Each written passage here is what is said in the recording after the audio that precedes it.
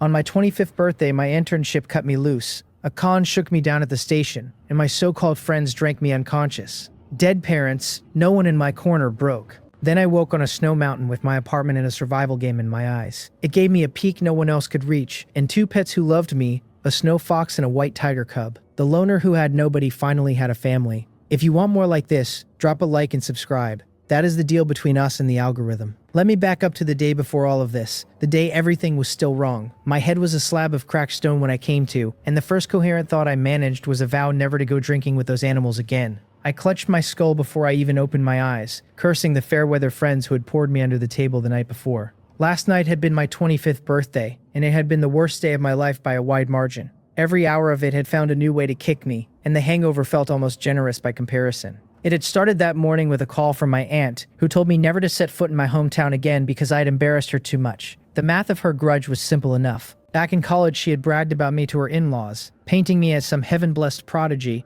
and then I graduated and pulled in a little over $2,001 a month, which left her nothing to boast about. Around the same time, my probation at the company ended without renewal, and they asked me to clear out my desk fast, since the new interns were already on their way. At noon, an old woman walked into me, accused me of assault, and I spent the afternoon at the police station for the crime of refusing to pay. Even after they reviewed the surveillance footage, I still had to hand her $301 to make the whole thing go away. Then in the evening, the old college crowd called me out to celebrate, and the moment I arrived, they poured drinks down my throat until the room spun.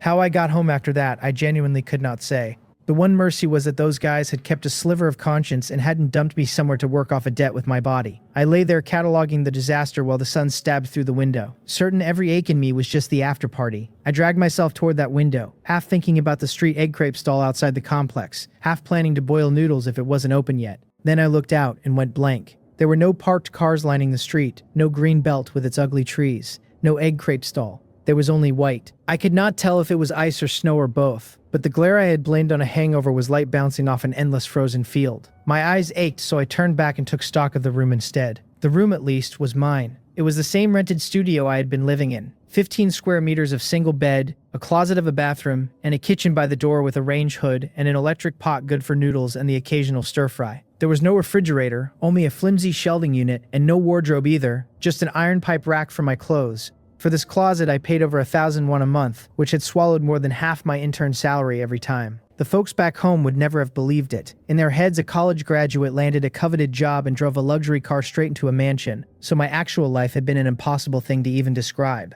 I didn't dwell on any of them, though, because none of them had much to do with me anymore. My parents had died young without leaving much behind, and I had burned every bridge with my relatives back then by selling the family house to pay for my studies. That sale had taught me exactly what those people were worth. The bitter question was whether I had genuinely traveled to another world, dragging my apartment along with me. The room hadn't changed, and when I opened the front door, there was nothing but white snow on the other side. So I was forced to accept that I had landed somewhere new with my whole rented box in tow. Other people in stories transmigrated with entire buildings. I had gotten drunk and apparently peeled one single room off someone else's building like a sticker. I decided it was a little too fantastical to be funny.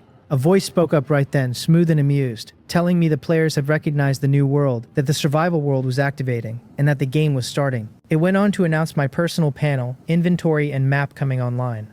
A half-transparent box bloomed in the air in front of me, the words on it scrolling in characters I knew, the audio and the subtitles running in sync. I had logged enough hours in internet cafes to recognize a settings menu when one existed, so I thought the word and an interface obligingly popped open. The volume could be lowered, the panel resized, even certain daily notifications muted, and since I hadn't run into any of those yet, I left it all alone and only nudged the volume down. I thought the words personal panel and my own information painted itself across the floating screen. The system tagged me as Yabin out of the Snow Mountain region, listed my race as human, my talent as none, and then proceeded to humiliate me one stat at a time. Health sat at 61, stamina at 42, energy at 26, and my combat power was a tragic 3, flagged helpfully as below average for a human. My equipment was 4 pieces of unattributed underwear, trousers, top, and flip-flops. My pet slot read none. My inventory was empty at 0 of 10, and my survival point stood at a perfect 0. I sighed at the wreckage of it, though I wasn't surprised. I had always been a frail desk jockey who could type and draw blueprints and not much else. Right then, a new prompt announced that my survival newbie mission had activated.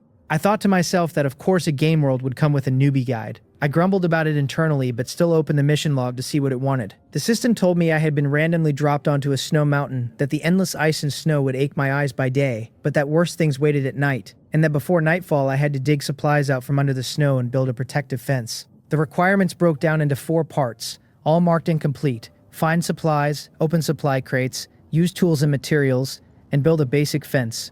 Only the first one was live for now, and all of it had to be finished before the sun went down. The clock in the corner of the panel read just before 5 in the evening, with a second line counting down a little over 3 hours until night, which it pinned at 8 that evening. I looked out at the blinding white and accepted that I had to go hunting for supplies in it. 3 hours might not be enough, but trying my best was the only option on the menu. The trouble was that everything in every direction was uniform white, so I had no idea how I was supposed to find anything short of shoveling my way out 1 inch at a time. I had no snow tools and the constitution of a wet noodle, but I figured I would go out and chance it anyway. I kicked at the snow by the door with my flip-flop and felt no cold at all, which made me wonder if there was a newbie protection window keeping the chill off me. Scanning around, I spotted a small semi-transparent box icon hovering not far ahead, looking exactly like the loot markers in the games I used to play. With no better lead, I walked over, crouched, and brushed the snow aside until a crude little box of broken wood pieces emerged. The moment I picked it up, the marker winked out. The task prompt confirmed the search for supplies was complete, and that this rickety thing was the supply crate I had been sent to find. It was almost insultingly simple. I thought the word collect, watched the supply crate drop neatly into my inventory, and hurried back to the door of my little house before taking it out again to open it. Inside was nothing but a pile of long strip-shaped wood,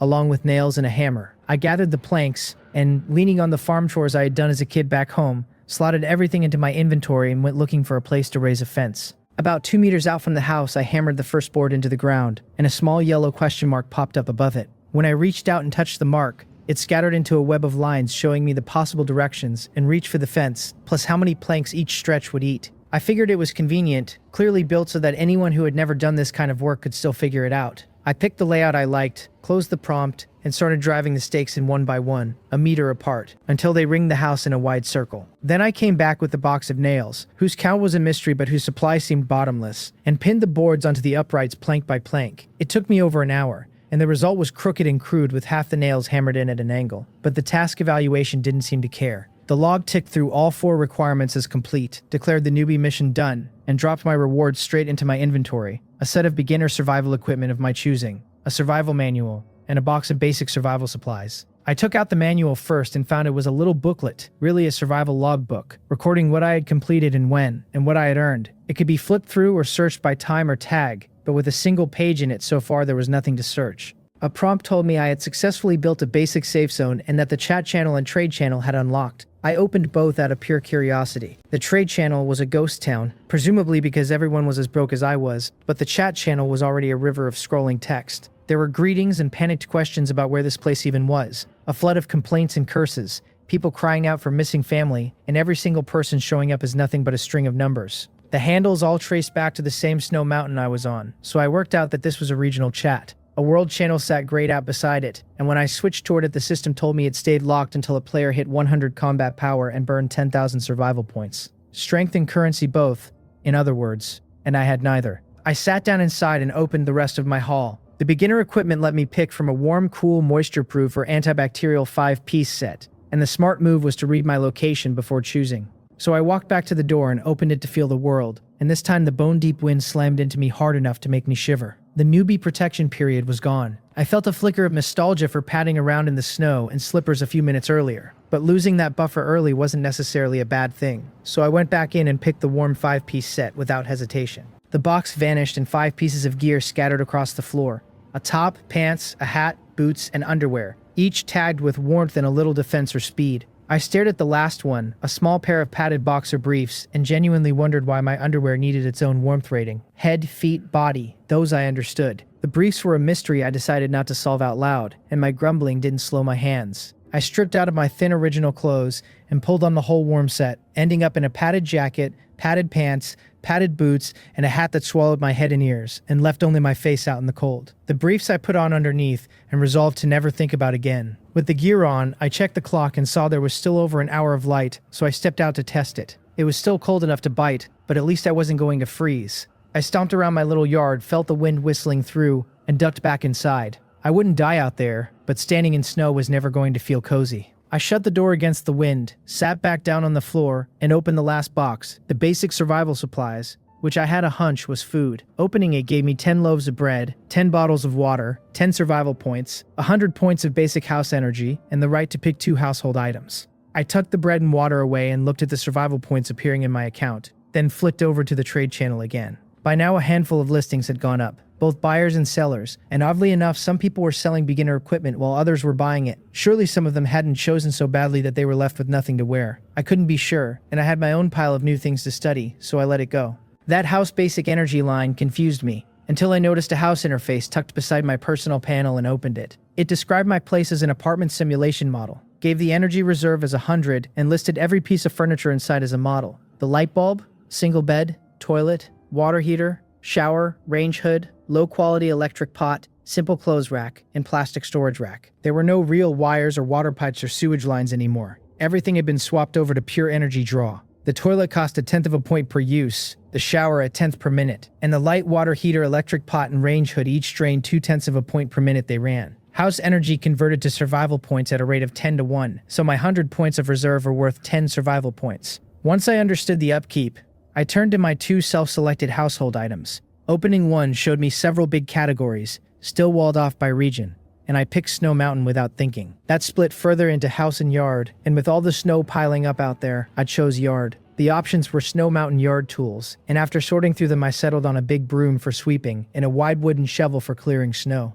I'm replacing a building's worth of transmigration luck with a broom, I thought. Better than nothing. While there was still light, I went out and started shoveling the drifts inside the fence, flinging each load over the boards into the white beyond. The yard wasn't big, so it soon came down to a thin film, which I finished off with the broom. I hadn't done manual work in years, and even though I'd done plenty as a kid in the countryside, I ended the job drenched in sweat, with my body screaming that it was not the body of that child anymore.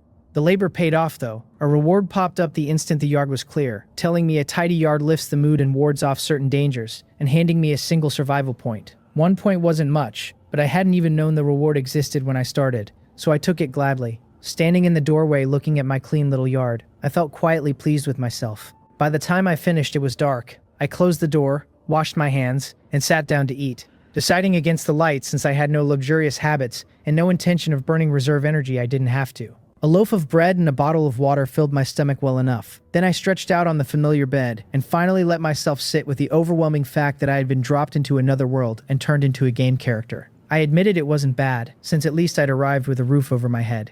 Lying there, my whole grim 20-odd years rearranged themselves into something that looked almost lucky now. My parents had died in an accident without leaving money, only a new house in the countryside, and selling that house had bought me a decent university while earning me a lifetime of relatives scolding me for not keeping a fallback.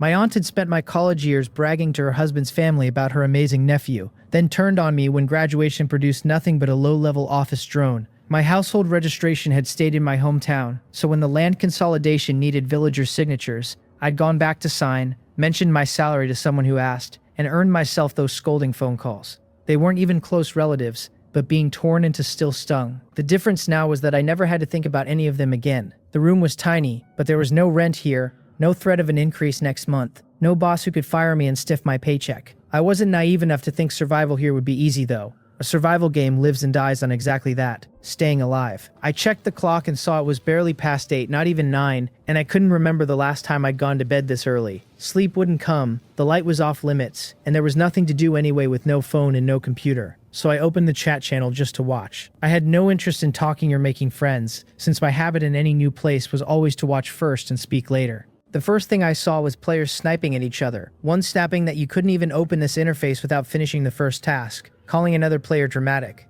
Then someone confessed to being an idiot for believing some liar and even feeling sorry for him, while a third crowed that they hadn't fallen for it at all. Scrolling back, I found the source. A player had been wailing that he'd built no fence, that he was shivering in his wooden house and could hear something huge clawing at the walls outside, and a few soft hearts had been comforting him and even offering to share their clothes so he wouldn't freeze. The moment someone offered to actually send something, the crying man went silent. It wasn't until another player pointed out that you couldn't reach this chat at all without having finished your fence that the crowd turned on him and started calling him a scammer. There's no shortage of con artists anywhere, I thought. I didn't even know how this game world worked yet, and someone was already running a grift inside it. After the fraud got exposed, the channel rolled on to calmer subjects, people comparing houses and cleaning and room layouts and energy upkeep, all of it normal enough talk about needs and worries and guesses about the future. Folks with bigger houses had apparently struggled more with their fences, though that wasn't all bad, since a larger safe house meant more usable room. Then someone raised the question of combat power. One player who claimed he'd been a martial arts champion at the provincial and city level reported that his combat power was still only 8, which set off a wave of replies. Most people landed somewhere between 3 and 7, with a rare few claiming 9. By the end of it, the scale was clear.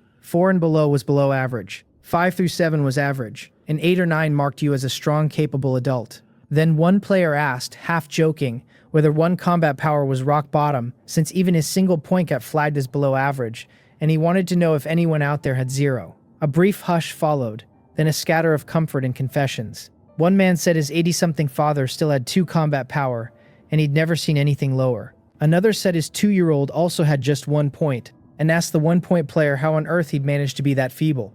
So the game could run in family mode too. That was the part of the conversation that actually caught me. Not the combat power numbers, but how many people kept mentioning relatives. I was alone, by registration and by life, with no one who could possibly be here with me. For people with families, did this new world reward strength in numbers, or did more mouths just mean more drain? None of it touched me, so I noted it, filed it, and moved on. As the chat scrolled, drowsiness finally crept up. The room was still cold, and the warm clothes were just barely enough to keep me from freezing as I drifted off. I dreamed that night of being a child running across a snowfield, building snowmen, and rolling snowballs. The only difference from the real memory was that in the dream I was still alone, with no classmates, no neighbors, and no parents to scold me for misbehaving. Morning came without a single city sound. No traffic, no neighbors, no insects, no birds. I got up, opened the door, and found the same endless white as before, with about 10 centimeters of fresh snow already burying the yard I'd cleared the day before. A message had popped up overnight, a refreshed daily random task, and the log showed it had arrived a single second after midnight, while I slept through it with the volume turned down. It was now 5:30 in the morning. The sun not up yet, but the sky already pale, the panel calling it daytime. The task was a material search times 3, currently at 0 of 3, paying out 3 survival points and a tier 1 survival pack on completion. Random tasks gave points, and this one came with a pack, and it didn't sound hard except that everything outside was buried under thick ice and snow. Then I spotted a supply crate marker just outside my flimsy fence, and decided the task might be a little too easy. I walked out, dug the crate free, dropped it in my inventory, and went looking for more. The game flagged the targets for me, a thing I'd half forgotten overnight. One sat right beyond the fence, and after circling about 10 meters, I found a second under a dead tree caked in white. Since the sun wasn't up and I hadn't eaten, I confirmed there were no more crates nearby and headed home first. I figured the task was ordinary enough, as I sat on the floor chewing bread and skimming the chat. Plenty of people reported getting the same material search, just in different quantities, the count matching the crate total. 1 crate for 1 point up to 5 crates for 5. The catch was the difference in luck. One player crowed that his task was already done because he tripped over a crate right outside his door and called himself the luckiest man alive. Right behind him, another player griped that he'd been out for over an hour, shoveled all the snow near his house, and still couldn't find where his crate was hiding. More people piled on, agreeing the crates were nearly impossible to find. I swallowed a bite of bread with a mouthful of water and let out a long breath. Surely this many people weren't conspiring to prank me. Could it be that the others genuinely couldn't see the target markers I'd been reading from the very start, that they had to rely on luck or a grid search while I just walked straight to them? It seemed impossible. I had no special arrangement with the system, so why would it hand me privileges? I called out every name I could think of, for a game administrator, system, GM, admin, and got nothing back. Sitting there bewildered, I realized no one in that whole channel had mentioned a task marker, and I had seen them since the first minute. My first reaction wasn't joy but a cold spike of panic, because being singled out is not automatically a good thing. After waiting around like a fool with no reply, I finished my bread, drank my water, shoved the worry aside, and opened the crates. I only had to find the materials, not haul the crates themselves and to turn the task in. The first supply crate gave me bread, water, and a severely worn axe. The second more bread and water plus 3 pieces of low-grade wood. And both crates vanished once emptied. Bread and water were the standard fillers in random amounts, but the axe and the wood were new. The low-grade wood was a clear step up from the inferior wood the first task had handed me. And once I'd built that first fence, the leftover wood and nails and hammer had simply disappeared, being task items. The low-grade wood was a white quality item I didn't yet know how to use, so I put it away and headed out carrying the severely worn axe, which the panel rated as a touch of strength and sharpness with its durability already down to half from wear. Half broken or not, the weight of it in my hand made my sense of safety surge. Out on the snow, I kept watching for markers and started staring down the dead trees scattered around. After I'd fixed on a tree for 3 seconds, a label surfaced calling it a logging resource. I realized the marker wasn't just the floating box icon, since this kind of readout appeared on anything I focused on for more than 3 seconds. I tested it on the snow itself and got a depth 70 centimeters thick, no resource, just a measurement. I dug down to the stone beneath my feet, stared at it, and learned it was nothing but crushed broken rock, useless in this world's rules, though I pocketed a piece anyway with no idea where I'd ever use it. I kept circling the house, and after more than half an hour another supply crate marker appeared. Just as I moved to grab it, a red exclamation mark flared up beside the crate, inside a drift barely a meter away. I stared at that red mark. Nothing had been there a moment ago, which meant there'd been no danger before, and it was my own approach that had woken whatever lay buried. Holding the stare a few more seconds, a description bloomed for it. The system called it a lurker in the snow, a four-legged animal that lived in the snow and hid well, with sharp claws and teeth, but it added that thick padded clothing would give the thing a great deal of trouble. So the hidden animal was small enough that it couldn't bite through cotton padding. I read into that. The supply crate was right there, and I didn't want to give it up after walking so far, with no telling where the next one waited. As long as I kept it off my bare hands and face, there seemed to be no real danger. My grip tightened on the axe as I watched the spot and edged toward the crate. The red mark slid in answer, looping around the crate to close on my position, the snow surface betraying nothing of how the animal moved beneath it. It stopped once it had crept near me, lying still, lurking, waiting for me to come to it. Without that prompt, I'd never have known the danger was there at all. I scanned around, picked a patch where the snow ran only 10 centimeters deep, lifted my leg, and charged. It was just a few meters. I reached the spot and jumped, landing on a stone hidden under snow that came only to my ankles, axe ready, planning to split the thing the second it surfaced. I braced as the red marker streaked toward me, and then the whole plan fell apart. The animal under the snow rushed me, missed the stone entirely, and slammed straight into it face first with a stunned little whimper. It wasn't knocked out, but the pathetic yelping left me standing there confused for a second. Was this little creature here to bite me, or just to make a fool of itself? For safety, I took out a wooden board rather than reach in with my hand, curious as I was, and used the plank to scrape away the snow and unbury the dazed four-legged thing that had crashed. Scooped up onto the surface, it was a round little white ball that had clearly cracked its head. Only a third of its health bar left, and I genuinely couldn't tell what it was, a snow fox or a ferret. When I'm not sure, I wait for a prompt, so I stared at it, and after about 10 seconds the answer came.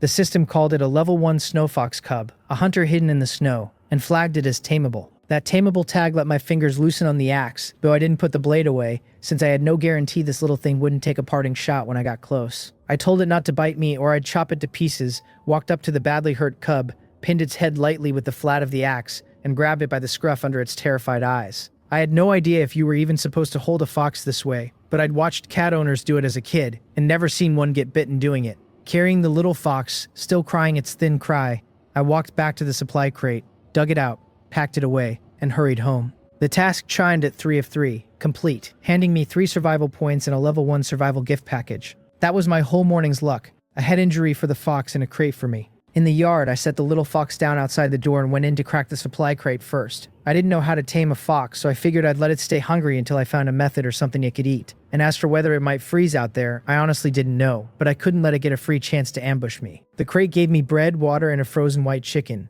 I wondered whether foxes liked chicken as I looked at the frozen lump in my hand, and whether this was why the cub had been guarding that crate, this single ice-locked chicken sealed off behind it, though I couldn't see how it would even smell it through that. The chicken was no small bird in any case. I tucked the bread and water away, dropped the white chicken into the electric pot, which weighed a good 5 or 6 pounds, poured in a bottle of water and switched it on to cook. The water was nowhere near enough, but the ice crusting the chicken melted as it warmed, and in under 10 minutes I had a pot of broth going. In the real world, I'd never cook a frozen bird like this, but my options were limited, and the ice layer over the chicken was clean and clear without a speck of grime, which made me feel all right about it. Half an hour and 6 points of house energy later, the smell of chicken soup finally drifted up out of the pot. Outside my door, the little fox that had gone quiet started up its thin whimpering and crying again. I asked it if it was hungry as I opened the door to the cub, whose health bar still sat at a third, and crouched down to look at it. The little thing was honestly good looking, a fluffy white ball with a bushy tail and a pair of big ears now drooping limp against its head. It strained to lift that head, tears welling up, knowing full well that the meat it had smelled but never tasted had been carried off by this human. It had hurt itself trying to stop me from taking its food, and now it was too dizzy to even stand. I murmured that it must be feeling wronged, and reached out to stroke its head, finding a purple bruise under the white fur. It had knocked off 2/3 of its own health in a single charge. This cub was fast, and far too anxious for its own good. It shivered at the touch of my fingers, bracing for a second blow, but no pain came and no killing blow followed. And after a wary glance up at me, it tilted its dizzy little head a few times and then leaned its whole weight straight into my palm. I told it that it was well behaved, and offered it a home with me, warning that it might not get meat at every meal, but that it wouldn't starve. I couldn't understand a word it said back, But a cub burrowing into my hand was a cub that had decided to trust me. With the little white ball no longer resisting, I counted the taming as a success, brought it inside, pulled a basket off the shelf, and set the injured thing down in it. The warmth of the room and the lure of the chicken soup settled the cub right down, and it lay quiet, just waiting to get its legs back so it could reclaim its meat. I pulled up my panel and found a change. The system still tagged me ye been out of Snow Mountain, race human, but where my talent had read none, it now read see-through. My health had climbed to 72, stamina to 77, energy to 84, and my combat power was still that flat sad 3. My equipment showed the warm 5-piece set with its warmth, defense, and speed bonuses. My pet slot was still empty. My inventory was half full of bread, water, primary wood, the severely worn axe, and a first-grade survival gift package, and my survival points sat at 14. That empty pet slot confirmed the taming hadn't actually stuck, even as my fingers kept stroking the cub in its basket. Pets had to be raised slowly, I reminded myself, and once they grew used to you, they became yours. My real attention was on that talent line that hadn't shown up at the start and was only now visible, see-through. It had to be the thing letting me read all these hints, though I couldn't see why they'd named it see-through, rather than something obvious about information. The cub whimpered softly when my fingers stilled, a curious little cry, though it wasn't truly tame yet, just unable to move with its aching head and still half certain I might decide to kill it, so it lay there quietly studying my face and my hands. I told it to wait a little longer, that the chicken soup needed more time to simmer before the flavor really opened up. If it wasn't tamed yet, I'd take it slow, since it was being sensible enough for now. Then I opened the house panel to check the upkeep.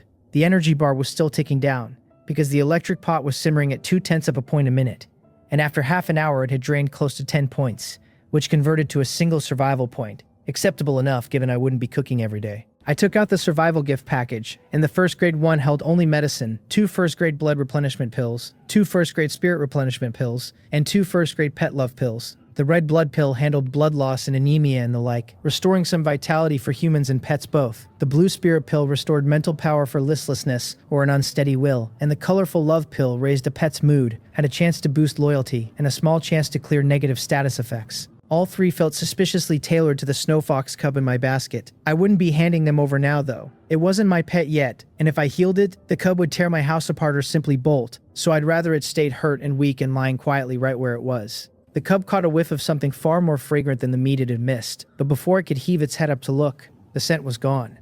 I asked whether it had smelled that and went on stroking it with the same finger that had just held the love pill. Sure enough, the little fox started rubbing against my hand, ingratiating itself, gripping my fingers with its 2 front paws and sniffing the lingering trace, confirming that this hand had held whatever that smell was. It liked the scent without knowing what it was, and it was now certain I had taken something from it yet again. The whole speech I'd given it sailed right past the cub, which understood no human words at all, so in its head, this human had stolen its things twice over and could not be allowed to slip away. I told it that it was really good at this, but that it wasn't mine yet, so I couldn't feed the pill to it. I found the cub's begging genuinely impressive, the way it knew to turn on the charm the instant it wanted food. It wasn't enough though. If it wasn't mine, it didn't eat, and that was a line not even all the cuteness in the world would move me past. The cub didn't follow any of it, but when it saw me shaking my head, it let go of my fingers and sagged, looking wronged.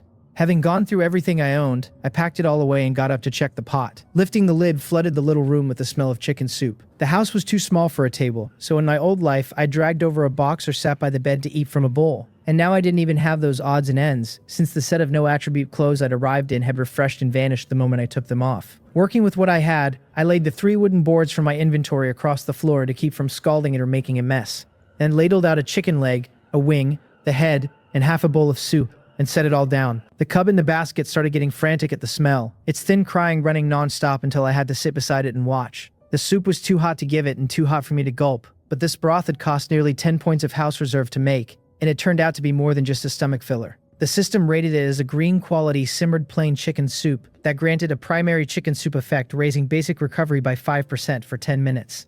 A white quality plain chicken simmered 50 minutes had become green quality food with a 5% recovery bump, and I had no idea whether that was good or laughable. When I thought about listing it on the trade channel for points, it stopped looking impressive at all. The best food up there at the moment was a blue quality fruit called blue crystal grape, which on eating granted a blue crystal blessing that raised speed by 5 points for 30 minutes. I opened my personal panel and clicked through to the attribute points hidden behind my combat power, and the breakdown read Strength 3, Spirit 3, Speed 3 plus 1, Defense 2 plus 2, Comprehension 3, and Luck a hidden unknown. 6 attributes, none higher than 3 before equipment. The average still under 3.5, which kept my combat power pinned at 3. A single grape added 5 whole points of speed, which made me worse at running than one piece of fruit and instantly drained all the delight out of my little pot of soup. A 5% boost to my recovery, when my recovery already looked feeble. The proof was the cub in the basket lying there over an hour and still short of half its health bar. So I'm outstatted by a grape, I thought. Wonderful. The little fox kept its eyes locked on the soup until it saw me spoon some into a bowl, and then the anxious crying started again. I told it that bowl wasn't for it and that I'd give it a small dish instead, or it just scalded itself away after I'd worked so hard to save it. I still wasn't willing to lose it, and I couldn't give it the medicine yet. But a shared bite of food was fair, since I'd told it that following me meant eating. I set down a little dish, poured in just a thin layer that cooled fast, and lifted the cub out of the basket. The moment it was on the floor, it went over and licked a couple of times, and even with its head still throbbing, the fragrant broth left the little thing visibly happy. I told it to drink the soup first, since the meat needed to cool more or it would scald itself to death. I sipped my own slowly, and seeing the cub finish and wait in place, I gave it a little more. Once the meat had cooled, I weighed the cub against the basin and still chose to pick out the chicken head and set it on its dish, since it wouldn't call me master, so it wasn't getting the prime cuts. The cub went straight for the comb the instant it saw meat, biting off half in one go, and the warmth made it slow down, chewing and swallowing before letting out an excited cry. Then it ground its way through the whole chicken head, bone and all, a thing half the size of my fist, and I finally understood what sharp claws and teeth meant. I tried biting a chicken leg bone myself to compare, and even allowing that a skull and a leg bone differ in hardness. It dawned on me that I'd been underestimating this cub the entire time just because it had knocked itself silly on a rock. Full from the chicken head and the soup before it, the cub cried at me a couple of times, curled into a ball with its little paws over its head, and started dozing off. I told it to sleep, and that I'd take it out with me this afternoon, then picked it up, set it back in the basket, and stroked it a few times to ease it down before finishing my own meal. A leg, a wing, and half a basin of broth left me stuffed and lazy and unwilling to move, but I still had to head out. The last task was done, yet more supply crates were always better, and if I couldn't find any, I could at least fell trees for resources. I put the bowls and basin away, covered the pot, and looked at the sleeping cub, not comfortable leaving it home alone, so I scooped up the whole plastic basket to carry it along. The instant I stepped outside with it, the basket vanished and the cub dropped straight toward the ground. I blurted that I'd almost killed it as I snatched the still sleeping little thing out of the air, its health only just back to half, and let out a breath before tucking it into the right pocket of my padded jacket. The jacket had 2 pockets, both huge, each big enough to hold 4 or 5 water bottles. When I reopened the door, the basket had reappeared in its original spot, and I understood. Everything in my house was a copied simulation from the moment I'd arrived, not real physical objects, and only things I'd earned in this world, like those few planks and the axe, could pass in and out of it. Looking around at all my familiar things, I figured that someday, once I could build a real home, this whole template replica would simply disappear. The world had conjured a home exactly like my old living space to give players a thread of comfort and nostalgia in the early days, or maybe just to keep us from dying outright with nowhere to sleep. I left the house in a slightly heavy mood and went back to hunting the surroundings for supply crates. I'd carried the cub home that morning around 7, and between simmering the soup and eating, 2 hours had slid by, so it still wasn't quite 10. I circled the area, checking my home's direction every time so I wouldn't get lost and unable to find my way back, and the terrain slowly grew familiar. By noon, I found another supply crate, and beside it, something unusual. A strange patch of green in all that white caught my eye, and when I stared, the system named it a dying seedling, a seed sealed away for years that had sprouted under the snow but ultimately couldn't survive in absolutely frozen ground. I circled the spot a few times to be sure there was no danger, then cleared the snow with a plank and carefully scooped the sprouted seedling out of the frozen earth. The readout now called it a green quality pine tree seedling, plantable, with no further detail and no hint what it would grow into. In an endless field of white, though, the chance to plant a tree in my yard felt like a genuine good thing, since living surrounded by nothing but snow was edging me towards snow blindness. I put the seedling away, and looking at my 2 remaining empty slots, I still chose to open the supply crate I'd just dug up, since identical items stacked but supply crates never did. This one gave me bread, water, and 5 cabbage seeds. I puzzled over cabbage seeds being counted out by the piece, wondering if I planted these and the cabbage grew, whether I could keep cultivating it until it flowered and seeded again. I quickly learned I couldn't. The system tagged them white-quality single-use vegetable seeds, suited for soft, root-penetrable soil. Staring at that single-use line dragged up old memories of helping my parents farm as a kid, back when I griped endlessly about improved seeds. We used to keep our own seed from the previous harvest, stored carefully to plant the next year, until at some point I couldn't even name, grain seed turned into a single-use thing too. After that, you had to buy fresh from the seed station every season, because anything you replanted from your own crop either refused to sprout or sprouted and then died off in withered patches. I felt a pull of sentiment for those days, then put the seeds away and kept searching, since I hadn't come out here to wallow. Inside my pocket, the cub stirred awake to find itself in a small warm space, twisting around to poke its little head out and look. It was still weak, but its head no longer ached. Realizing it was tucked into this human's fur, the cub looked up at me, its eyes faintly confused. It had no memory of its parents, having fended for itself in the snow since it first gained awareness. Finding meat it couldn't dig out and only standing guard over it. Even so, some knowledge lived in it, and it knew that when a cub felt cold, its parents would draw it close and wrap it in their tail and body for warmth and safety. It stared at me a while and felt a quiet sadness, then burrowed back into the warm pocket and curled up. In its head, it had decided I must be a different species who'd lost a cub of my own and was treating it as a stand-in. And so before I realized the truth, it meant to claim the spot and soak up every bit of warmth it could. I stared down at the pocket on my right, trying to read whatever was going on in that little creature's eyes, and the pet panel answered for me. It listed my pet as a snow fox at level 1 cub, loyalty 51, combat power 3, seriously injured and recovering. I genuinely couldn't follow why the cub had suddenly accepted me as its master. Maybe it had seen us back out in the ice and snow and panicked that I'd abandon it, so it had rushed to claim me and stayed balled up in my pocket. Coaxing alone clearly wasn't the lever, and a proper threat might be what taught it which side its bread was buttered on. Whatever the reason, it was mine now, and I had to get it healthy and raise its loyalty fast. I told it to eat the pill before sleeping, since it had wanted the thing earlier. I took out a pet love pill and held it over the pocket, and right on cue the cub poked its head out at the smell, its pink nose rubbing my hand and its paws hooking the pocket's edge as it carefully opened its mouth and took the pill. The system reported my pet had eaten a first-grade love pill, restored 20% health, gained 3 loyalty, and now sat at a happiness of 80 out of 100. Its half-empty health bar jumped a section, and its loyalty climbed 3 points. Though since it hadn't been in a bad mood after claiming me, the happiness effect didn't show much yet. I told it to go back to sleep, patting its head and promising I wouldn't leave it outside. Back in the warm fur, listening to my footsteps, the cub grew even surer of its theory, that I'd been out searching for medicine because of the injuries it had taken, and that I'd withheld the good things earlier not from stinginess, but for some special reason that meant waiting until now. The panel told me my pet understood my hard work, and added 2 more loyalty. I stopped dead and stared at the pocket, baffled. Understood my hard work how? Did it decide that finding food in the snow was too brutal, and that since I hadn't dragged it out to work, it owed me loyalty for the mercy? Something felt off about all of it, but a fox couldn't grasp human speech and I couldn't grasp fox, so no amount of pondering was going to hand me an answer. My pet has more inner drama than a soap opera, I thought.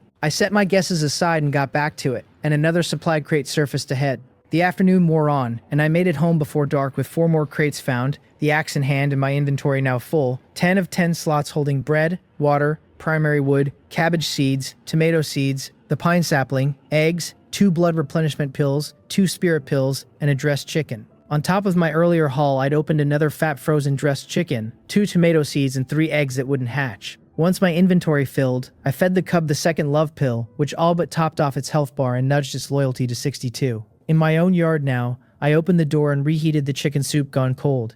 It hadn't snowed during the day, but the wind in the area had carried snow over the fence to settle across my yard in a fresh layer. After clearing it once, I looked at the task notice that popped up again and worked hard to tell myself not to be surprised. The system rewarded me a single survival point for seriously cleaning the small courtyard before dark, worded a little differently from yesterday, but meaning the same thing, a clean yard for a point. The cub woke after we got home, gripping the pocket's edge with its paws and poking its head out to look around. Seeing me stop, it lifted its head and let out a soft cry, and the spoiled little sound made me smile at once. I told it we were going home to eat. Planting trees and vegetables needed tools, so I lifted the cub out, cradled it in my palm, and headed inside. The house was warmer than the yard, and the moment its paws hit the floor, the cub set off exploring. Though by the time I'd washed my hands, it had lost interest and settled obediently by the bed, its round eyes fixed on the steaming pot. I told it there was no rush and that it could eat once the food cooled. I shut off the electric pot and ladled the remaining half chicken and broth into a basin, figuring it needed 10 minutes at least. Tired from a whole day outside, I scooped the cub up, set it by the pillow,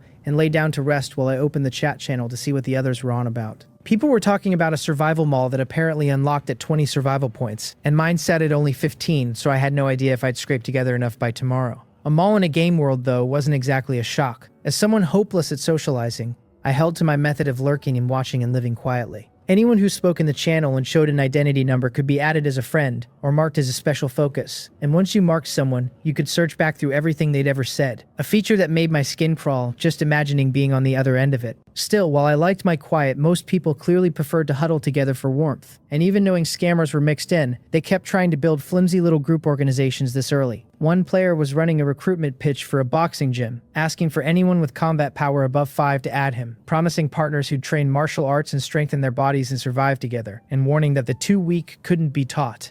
I remembered that handle, marked it as a special focus, and searched back to find it was the same self-styled provincial martial arts champion from the combat power debate the night before. Reading through his run of messages, I lost all interest fast. The man talked exactly like the hollow promises I used to hear hunting for a job, all about joining the team and the grand plans already laid and the hard work ahead. How everyone suffering a little now was an investment in the team's brighter future. How you traded a small present sacrifice for a vast tomorrow. Add him as a friend and you could then have items designated and sent over, which was how he'd funnel other people's survival points into his own hands. A man pays 1 or 2 points and the recruiter reaps a fortune. I opened the trade channel and saw bread going at 10 loaves to a single survival point, while someone reported that these martial arts teaching crews demanded 2 to 5 points for a designated loaf or water bottle, handing over a private martial arts guide in return. I couldn't call it flat out worthless, but the idea that something like martial arts could be learned from a few lines of text was hard to swallow. I didn't want to give the swelling crowd of recruiting masters any more attention, so I shut the screen, tilted my head toward the cub by the pillow, and decided to give it a name. I'm not good at naming things, I admitted to it. I tried Little Bite twice and the cub flatly ignored me, so I ran through Little Snow, Little Fox, Little Lee, none of which it liked any better, before landing on Light Snow after a fluffy little pet I'd raised in a game once. Not a fox, but the same kind of fuzzy ball. The cub understood not a word, of course, but seeing me finally stop talking, it lifted its head and cried, meaning my speech was done, so it was time to eat. I decided it must like Light Snow, took the cry for agreement, and stroked its head, relieved to have the naming settled, before going for the soup that was nearly ready. I offered Light Snow a chicken wing, then a piece of breast, then a neck when she turned up her nose at the breast. After naming her, I made a point of calling Light Snow first no matter what I did, to drill the name in, and by the time she lay full beside the bed, she'd grown used to it. I told Light Snow it was time to rest, since we'd set out again the next morning to find things we could use. Stuffed and content, I washed every pot and bowl clean, put them away, even took a bath, and lay down to sleep. Seeing the cub curled by the pillow, I left the hat I'd been about to take off in place so the little fox would sleep a touch warmer. Once I drifted off, Light Snow crept carefully out, padded to my side, and lay down close against my shoulder. This warm fur was still the most comfortable spot, and in her head, this human had set her aside and didn't even know how to look after a cub. Truly hopeless. When I woke to the feel of a fluffy ball at my neck, I froze for a second before remembering that the cub had only grown clingier since claiming me as its master. I wished her good morning and told her to get up and move around, since we'd eat soon. Yesterday's soup wasn't finished, so I rose after greeting her, washed my face, turned on the electric pot, topped the broth up with water, and planned to add the 3 eggs later since bread with hot chicken soup made a fine breakfast. Light Snow watched the pot that could stew her delicious chicken whir back to life, shook her head happily, and used her paw to work the doorknob and dart out after me. While I shoveled snow in the yard, she scrambled up onto the crooked fence and started running laps. I checked the day's random task, which still sent me out collecting supply crates. Today's target set at 5 for 5 survival points. Light Snow, don't fall, I called, half watching the chat scroll and half catching myself nearly sweeping her off her feet several times as she darted across the yard. Having the time of her life, she heard me call her name, leapt straight off the fence, and launched herself at my chest. I called for her to watch her head, dropping the broom to catch the little white ball who'd taken to charging around the second its health came back, and stroking its head with some concern. It had been hurt only yesterday and recovered just last night, and here it was hurling itself across the yard already. Caught midair, it wasn't frightened in the least, instead hugging my fingers with its 2 front paws and rubbing against them while I stroked. I told her to stop running around and stay in my pocket, then stuffed the coquettish cub back inside before going on sweeping with a touch of helplessness. I didn't know if the yard would always pay out, but a cleaner courtyard was its own small good. Inside the pocket, Light Snow was already rolling around happily, certain that as long as she took the initiative, this human would take good care of her. It was a pity they weren't the same species, the cub thought, or she'd genuinely have wanted to be this human's real cub. The panel told me my pet Light Snow felt my care, loyalty up 2, joy down 3, and my snow sweeping stuttered for a beat before I kept going with great helplessness. I decided my pet simply had a rich and tangled inner life, and that I would get used to it soon enough. The yard turned up no special reward this time, so I let it go and went in to eat breakfast with the cub. Before heading out, I cleared my inventory, eating the eggs at breakfast, and dropping the frozen dressed chicken into the pot. I hadn't cooked it yet, but thawing ingredients seemed to count as standard use, since once a thing went into the cookware there was no refresh countdown threatening to vanish it. Seeds and saplings were a different story, still flashing a 3-hour refresh countdown even sitting in a basket, which meant they had to stay in my inventory and left me hoping for a warehouse someday, since the current setup was just too inconvenient. The day's random quest came in as a resource search times 5. 0 of 5, paying 5 survival points and a level 1 survival gift pack, the only difference from the 3-box version being the points. Walking out the fenced courtyard, I spotted a supply crate barely a dozen meters off. Stepped over, picked it up, and opened it on the spot. It gave me bread, water, and 5 basic wood planks, all stackable, all stowed. Light Snow poked her head out of the pocket, grabbed my coat, climbed up onto my shoulder, and crouched there to keep me company. I asked the little white ball whether it was done sleeping. The cub whose loyalty had already reached 69, since beyond those 2 love pills the cub's loyalty kept ticking up on its own, and its inner drama ran impossibly deep. She let out 2 clingy cries and lay along my shoulder, telling me we could set off. In her head, this human didn't have it easy. Out hunting food at the crack of dawn, with a mountain of chores still waiting at home. And since she couldn't help indoors, she meant to ride out and watch the surroundings so no beast in the snow could catch me off guard. I told her we were moving on and set off again in a good mood, amused by the way she raised her paws and shook her ears, while the sight of my smile nudged her mood value up a few points. I worked through the white world in fits and starts, covering the whole area I'd explored the day before by the end of the morning. And with 5 supply crates found, the day's quest came up complete, paying out its 5 survival points in the gift pack. With those 5 points received, the system finally told me the survival point mall had opened, my points having cleared the minimum spending threshold. I switched on the electric pot and set the dressed chicken stewing again, and presumably because the bird's quality was high enough, it tasted excellent even without salt. Sitting by the bed, I opened the survival mall to see what my 2 points could buy, and what came up was a planting trio, a semi-finished workbench, and a newbie's choice survival set, all priced at 2 points each. Anything I couldn't afford wasn't displayed at all, not even visible, and it wasn't the all-encompassing store I'd pictured, just these 3 things players wouldn't otherwise find inside supply crates. With seeds and saplings eating 3 of my inventory slots, I didn't hesitate and bought the planting trio outright, and my only 2 points were gone just like that. It wasn't a loss though. Seeds planted and grown out over time would yield a far greater harvest. I told Light Snow we'd go dig a hole and plant a tree, scooping the cub off where it crouched nearby and back into my pocket so it would stop staring longingly at the pot, which had 50 minutes of stewing left and would only tire her out to watch. She poked her head out anyway, eyeing the tools in my hand and tilting her head, and I told her these were planting tools, an iron pickaxe, a shovel, and a hoe, pointing to each in turn and giving the little one a serious introduction, even knowing it couldn't follow a word. Using the iron pickaxe, I dug a hole near the courtyard gate, took out the pine sapling, set it in, and filled the soil back over its roots with the shovel. The system unrolled a long, earnest passage about how lucky it was to find a sapling in a world of ice and snow, how I'd planted it and it had survived, and how every tree that lived in this white world would bring surprises, then handed me 5 survival points.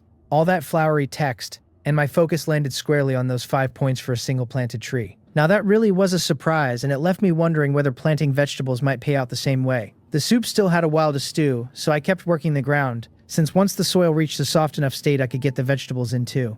After all that digging and loosening, the little patch in front of me finally reached the soft state I needed. I dug a hole, dropped in the seeds, watered them, and buried them under a thin skin of soil, exactly the rhythm the system had described. I took out 2 tomato seeds and set them about half a meter apart, then planted the cabbage seeds at roughly the same spacing. 5 seeds in the ground gave me a small vegetable patch in the corner of the yard, and once I stared at the strip long enough, the system relabeled it as unsprouted planted land, half a meter wide and 3 meters long. Light Snow nuzzled my face and lifted a tiny paw toward the house, the smell of cooking soup reaching her before it reached me. I told her we were going back to start lunch, and I checked the time on the way in. Cracking that frozen ground had been brutal work, more than half an hour for that little strip alone. By the time I opened the door, the room was already thick with the aroma of chicken soup. Light Snow bounded straight onto the bed and lay there politely, waiting for me to tell her when she could eat, because in her mind, this human would never let her starve, and a delay only meant she had to be patient a little longer. I washed up, cut the power on my way out, and got lunch going. 1 human and 1 fox cub split half a chicken and a pot of soup between us, then headed back out without bothering to rest. Before leaving, I checked the patch. The buried seeds still hadn't sprouted, and there was no countdown showing on them yet. The pine sapling, though, had clearly grown about 3 centimeters taller when I looked it over carefully, even if that still left it no higher than my calf. I reminded myself this was not the real world, and the speed of that sapling told me the vegetables I had just planted would be ready to cook before long. Light Snow suddenly stood up on my shoulder, raised a paw, and pointed off to the right, toward an uphill stretch I hadn't explored yet. I asked her what was over there, and she answered with a string of soft cries and wobbly gestures, frustrated that I couldn't make sense of any of it. Whether she was angry at me or at her own inability to explain, she gave up, leaped off my shoulder, and bolted in that direction. I hurried after her, freshly convinced that a fox cub was simply faster than I was. 10 minutes of walking brought me to whatever she'd been chasing, and it turned out to be a supply crate, a green quality one at that. I cleared the snow off it and, under her expectant little gaze, dropped the whole crate straight into my inventory unopened. Opening it and storing the contents would let things stack, but a green crate would never yield the same as a white one, and if it broke into several different items, I'd be sorry I cracked it before I had the space to sort it. I scooped Light Snow up again, praised her for being amazing, and set her back on my shoulder, and we kept hunting nearby for anything else worth grabbing. Not far on, I found another pine sapling, and for the first time picked up an item that should have been the least scarce thing in this whole frozen world, an ice block. I stood there a little dumbfounded. The entire ground was ice and snow, and the system had decided to hand me a discrete ice block as a collected drop, white quality, somehow distinct from every frozen layer underfoot. There was nothing to do but stash it for later, and with that my inventory, which had a few empty slots when I set out, was full again. I told Light Snow we were heading home to plant the tree first, and she curled obediently back into my pocket, indifferent to where I was carrying her. Back in the yard, I picked up the farm tools and dug another hole for the new sapling. The moment I planted it, the system told me I'd put my second tree in the yard, that my greening value had reached 10 points, and that I'd earned 10 survival points for it. Curious, I opened the readout and found my home really did have a new stat now. Greening, the system explained, brought vitality to the place, and the higher the value climbed, the faster anything I planted would grow. I hadn't expected the trees to feed into a growth rate mechanic at all, though with the planted seeds still dormant, 2 trees probably wouldn't make much difference yet. What made me happiest was the survival points, 15 now, just 5 short of being able to buy something new from the survival mall. I still didn't know what those semi-finished products were for, but I was sure they'd be necessary eventually. I told Light Snow to eat her 2 love pills. Since we wouldn't be hunting crates that afternoon, her master was going to chop trees. My inventory was tight, so I opened the noon survival pack, which still held 2 each of the 3 medicines. The blood replenishment pill and the spirit replenishing pill stacked neatly, but the love pills went straight to the cub, both at once. She gobbled them down and rolled around in my palm before I tucked her back into my pocket. The system reported that the love pills had raised her loyalty by 6 and her joy by 28, and then a second line told me her joy had hit maximum, which boosted her growth speed by a full 100%. Her loyalty set at 75 now, 25 from the cap, and I found myself wondering whether maxing it out might unlock some special evolution for her. Maybe even the ability to understand human speech. The axe came down on the dead tree and the harvest pings started rolling in, mostly white quality primary wood with the occasional gray inferior wood mixed through. When a tree was fully chopped, it vanished in front of me and left a scatter of materials on the ground to pick up. This time another batch of ice blocks and a handful of pine needles. The system listed the needles as a white quality material that randomly dropped when chopping pine, with no use I could see yet. My inventory was too small to keep hoarding the stuff, so once I got home I sat on the floor and pulled up the trading interface to offload what I didn't need. People were posting requests for exactly these items, and the prices weren't bad at all. 1 survival point for 5 ice blocks, 1 for 20 wood boards. I switched to the consignment listings to gauge the going rate. Someone had 4 ice blocks up for a single survival point, and the listing vanished before I could even finish reading it. Further down, the 3-for-1 listings were thinner, only a dozen or so, and those 2 were getting snapped up every little while. Staring at my meager 15 points, I decided selling was the smarter play, so I listed my 6 ice blocks for 2 more. I held on to the wood, since I figured I'd need it myself, and it stacked anyway, but the gray inferior wood was too poor to sell, so I carried it out to the yard and used it to fence off the little vegetable patch. The ice blocks sold the instant I finished the barrier, and the needles went right after. 4 points credited to my account, followed at once by a buyer message. So buyers could message sellers. This was my first trade and I hadn't figured out the etiquette yet, so I opened the interface to read it. A player calling himself Grassland had written to ask if I'd add him as a friend, saying he was out of survival points but had other tradable goods on hand, and hoping we could swap items down the line. The listings never revealed the actual numbers behind a trade, so I couldn't even be sure he was the one who'd bought my ice blocks. Adding him as a friend, or leaving a message that exposed my own details, was the only way for either of us to see the other's information. When I clicked through to view his profile, 2 things stood out. His race, human clan, and his combat power, which read 9. 9. That was the highest combat power I'd seen anywhere in the Snow Mountain region's chatter. I wondered whether a man like that was really adding me just to trade for ice blocks. But a glance at my own combat power, still stuck at 3, reassured me. I had nothing worth scamming out of me, so I clicked accept and sent back a simple hello. He answered the moment we connected, greeting his new friend from Snow Mountain. I told him straight that I had no ice blocks at the moment, that they dropped when chopping trees, and that I no longer had an axe to chop with. If that made him think I was a liar, so be it, but I wasn't lying about anything, just stating facts. He replied a beat slower, noting that axes were for sale on the trading interface, though I couldn't tell whether he'd actually gone digging through the channel to find one. I told him I'd already seen it. 18 survival points for an axe with 100 durability that could fell 5 to 7 trees, and that the ice block yield ran 3 to 5 per tree. So taking the middle, 24 blocks would fetch maybe 8 points, still a loss of 10 on the deal. He came back faster this time, suggesting there had to be other drops, because if it truly ran a loss, the axes wouldn't sell, though his words carried plenty of doubt. I told him plainly that even if it broke even, I couldn't afford one. The truth was, I'd only added him because that combat power of 9 made me curious. He said he understood and told me to look him up whenever I had ice blocks, since he was just as broke as I was and out of points himself. Then he signed off, saying he had to get back to digging coal. Digging coal. I sat there turning that over, baffled about what coal had to do with buying ice blocks. But I didn't ask. Instead, I picked up the worn axe with 32 durability left and went back out to attack the dead tree past the yard. And after one fierce session, the haul came to 25 primary wood, 4 inferior, 4 ice blocks, and 8 pine needles. The catch was that the needles and blocks only dropped after the tree fully vanished, and with no fresh axe and only 12 durability remaining on the old one, I couldn't chop another whole tree. I listed the new ice blocks and pine needles to keep the income trickling in, splitting the prices since the evening was coming on. 4 blocks for 2 points and 8 needles for 3. Whether they'd sell was anyone's guess, and if not, I'd adjust in the morning. Still, those materials got produced freely during the day and were just bought up at night for crafting or for cooling, so the demand never fully dried up. Before dark, I swept the yard clean with the broom, and the system rewarded the tidiness with a single survival point, telling me that being clean always earned me something. Counting the 4 from selling, I was at 19 points now, just shy of buying the crafting station again, though I had no task left that I could run to close the gap. I called Light Snow to dinner, woke the sleeping cub, and Master and Pet filled our stomachs together before settling in. The sky darkened, and even though the white expanse outside the window never really turned black, night was still night and meant sleep. I watched the chat channel a while, and it was lively, players who clearly didn't know each other cursing one another in the name of various made-up teams. I wondered, half amused, whether that counted as team spirit. Morning brought 2 sale notifications waiting for me. The price really had climbed overnight, just as I'd guessed, though I didn't regret selling during the day either, since overthinking never paid. The trouble was that if I'd noticed the night premium, plenty of others had too, so there was no telling whether nighttime sales would keep climbing forever. Light Snow rubbed against my hand, awake now, and I stroked her head and wished her good morning before getting up. I heated the last of the soup in the electric cooker and soaked some bread in it for her, plain bread with only a faint taste of raw grain to it, not hard to eat but nothing to celebrate either. After we'd eaten our fill and I'd done my habitual sweep of the yard, my eye fell on the green supply crates still sitting in my inventory. I'd planted trees, sold goods, and chopped wood the day before, and somewhere in all of it I'd simply forgotten the thing existed. I sat back down on the floor and opened it. And green quality proved much better than white, not just in quantity but in grade. 5 bread, 6 water, 10 low-grade wood, 10 low-grade cloth, and a worn axe. The bread and water were standard, so I stashed them, the wood kept stacking, and the cloth was something I had no use for yet.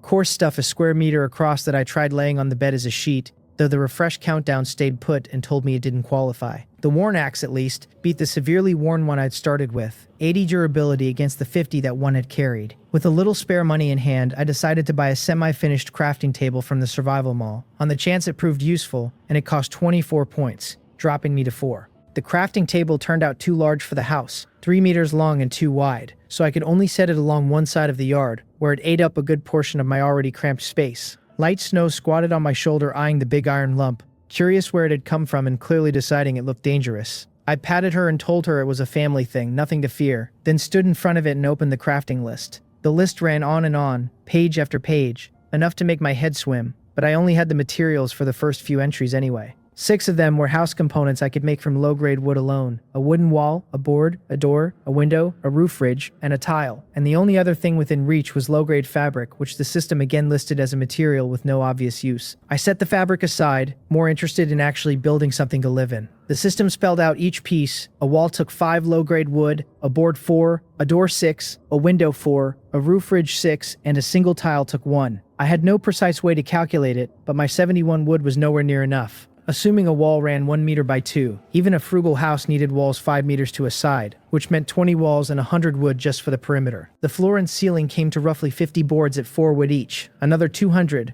plus a couple of windows and a door for 14 more. So a 25 square meter house wanted something like 314 wood before I even touched the roof ridge and tiles. I told Light Snow our family was dirt poor. She did not disagree. There was no point stewing over it, so I just went out to chop. The day's random task asked me to find 3 supply crates, and I carried Light Snow out, picked one up right at my own door, and quickly tracked down 2 more to finish it. The completion pack held the same 2 each of the 3 medicines, so I fed Light Snow the love pill and got chopping. Yesterday's felled trees hadn't grown back. The stumps refreshed clean away. so I didn't wander far, just worked the dead trees around my own patch. Ice blocks and pine needles held steady at 3 for 1 point through the day, and I listed them as I picked them up while keeping the wood for myself. The old axe died on the first tree, and the day's fresh one cut far faster. A dead tree gave somewhere between 20 and 28 wood, 25 on average by my count, which meant 10 more trees to make up the shortfall, and clearly one axe's durability wouldn't see me through. I bought a fresh 100 durability axe with the points I'd banked from selling, since the ice block and pine needle drops kept the money flowing well enough to manage it before the worn one gave out. Starting around 6 in the morning, I chopped without stopping until nearly noon, and when the 10th tree fell, my inventory held 334 low-grade wood and 121 inferior. Back home, I let the cubs sleep in my pocket undisturbed and went to the crafting table alone, queuing up the house components in the quantities and order I'd planned. Each basic piece took only about a minute, but all of them together would run well over an hour. At noon, a sudden message popped, the quest bar and chat channel both flashing red. The system announced that players had now been in the game 72 hours, that the beginner's home was starting its countdown to vanishing, and that we should all build our own houses as fast as possible. I turned to look at my little house, the one that had given me a sense of safety since I arrived, and saw a countdown flickering above it. 11 hours and change. The seconds already burning down past the 40s before I'd even finished reading. The chat channel erupted. Someone raged that this was going to kill him. Someone else demanded to know why the game would yank their houses out at night and freeze them to death on the snow mountain, without a word of warning, and a third asked bitterly whether this was a survival game or a wipe disguised as one, admitting he had no idea how to build anything. The channel filled with abuse, a wall of people shouting that they didn't know how to build a house, but the survival world wasn't going to pay them any attention. Before long, someone stepped up to explain that 20 survival points bought a semi-finished crafting table from the store that you fed wood in to make building materials, and then assembled a house like a puzzle. His explanation was thorough, and it changed nothing. The players kept melting down, most of them wailing that they had no points, that even the starting 10 had long since gone to food, drink, or paying down the energy their homes burned to keep them comfortable. I told myself a house, even a matchbox, had to come first, then pulled up the remaining crafting time, grabbed a piece of bread and headed back out to the dead trees near home, eating as I walked. Wood would surely spike in price next, and besides, I still needed it for the roof ridge and tiles, or the nightly snow would crush my ceiling. I chopped another tree, and before I could even gather the ice and needles, a different prompt caught my eye. A little sapling dropped alongside the usual wood. The system described it as a mysterious little sapling whose grade was uncertain, one that would only reveal its surprise once I planted it in soil. I tucked it away, intrigued, and headed back to the yard to start the new house. On the way, I glanced at the channel again, found the same people still cursing this and that, and decided they were all just wasting the time they have left. Everyone called this a survival world, and when the basics weren't even secured, enjoying life was a luxury I didn't dare touch, yet some people clearly did, and they'd rather freeze in the dark than swing an axe. One man popped up claiming to be a rich heir with luxury cars and villas back home, the kind whose family fretted if he so much as walked a few extra steps, and so he couldn't bear to suffer here, because suffering would betray all their love for him. Others styled themselves the little princes and princesses of their families, the household treasures, even the little ancestors their parents bowed to. Listening to their noise, their boasting about the past tangled up with their present madness, left me oddly sad, like watching a banquet thrown right before a funeral. Light snow finally woke as I sorted the yard materials and queued the roof ridge and tiles, and I told her we were out of chicken and asked whether she'd eat bread instead. She looked at the bread in my hand, then at me, disheveled from too long swinging an axe, and rubbed against my hand affectionately before opening her mouth to take it. Then she stopped, set the bread back in my palm, drew a line down the middle of it with one paw, and ran off with only half in her mouth. She climbed to a branch on the nearby pine, glanced back at me several times, and finally lowered her head to gnaw her share. The system told me my pet had sensed my weakness and care, and that her loyalty had risen by 5. I stood there holding my half of the bread, baffled, looking back at the cub on the tree.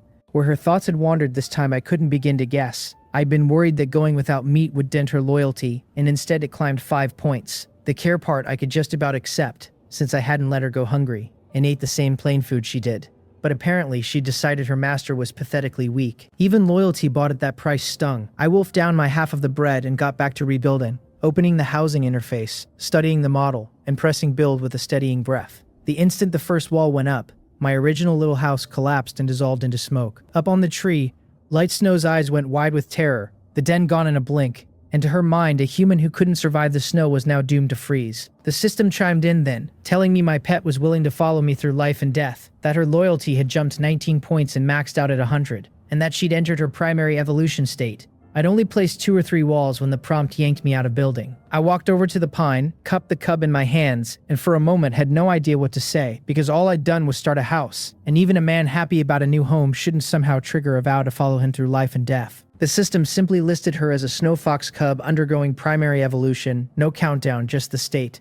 I didn't understand it, but maxed loyalty was good news either way, so I tucked her into my pocket and went back to the wood. I raised the 4 walls, fit the door and windows, then laid the floor, and after the floor came the ceiling. At 2 meters of clearance against my own height of 181 centimeters, I wouldn't crack my skull, but the low ceiling still pressed down on me. Next came the roof ridge, a wooden frame I only understood once it was crafted, and there the primary wood ran short again. Only 20 pieces left when a single ridge needed 6. I trimmed the ridge's footprint to 5 meters long and half a meter wide, which meant 10 of them, leaving me 40 wood short for the ridges alone, never mind the tiles. So I went out again, axe in hand, and worked the dead trees nearby, the area thin but still scattered with enough to turn into material 1 tree at a time. Over the afternoon, with so many players frantically chopping, ice block and pine needle prices dropped again, 4 for a single point and no guarantee of a quick sale. But I needed primary wood more than coins, so I listed a few stacks and left them alone even unsold. It wasn't until past 5 that I finally laid a layer of wooden tiles over the finished ridge, each tile costing 1 wood and coming out a mere 30 by 20 centimeters.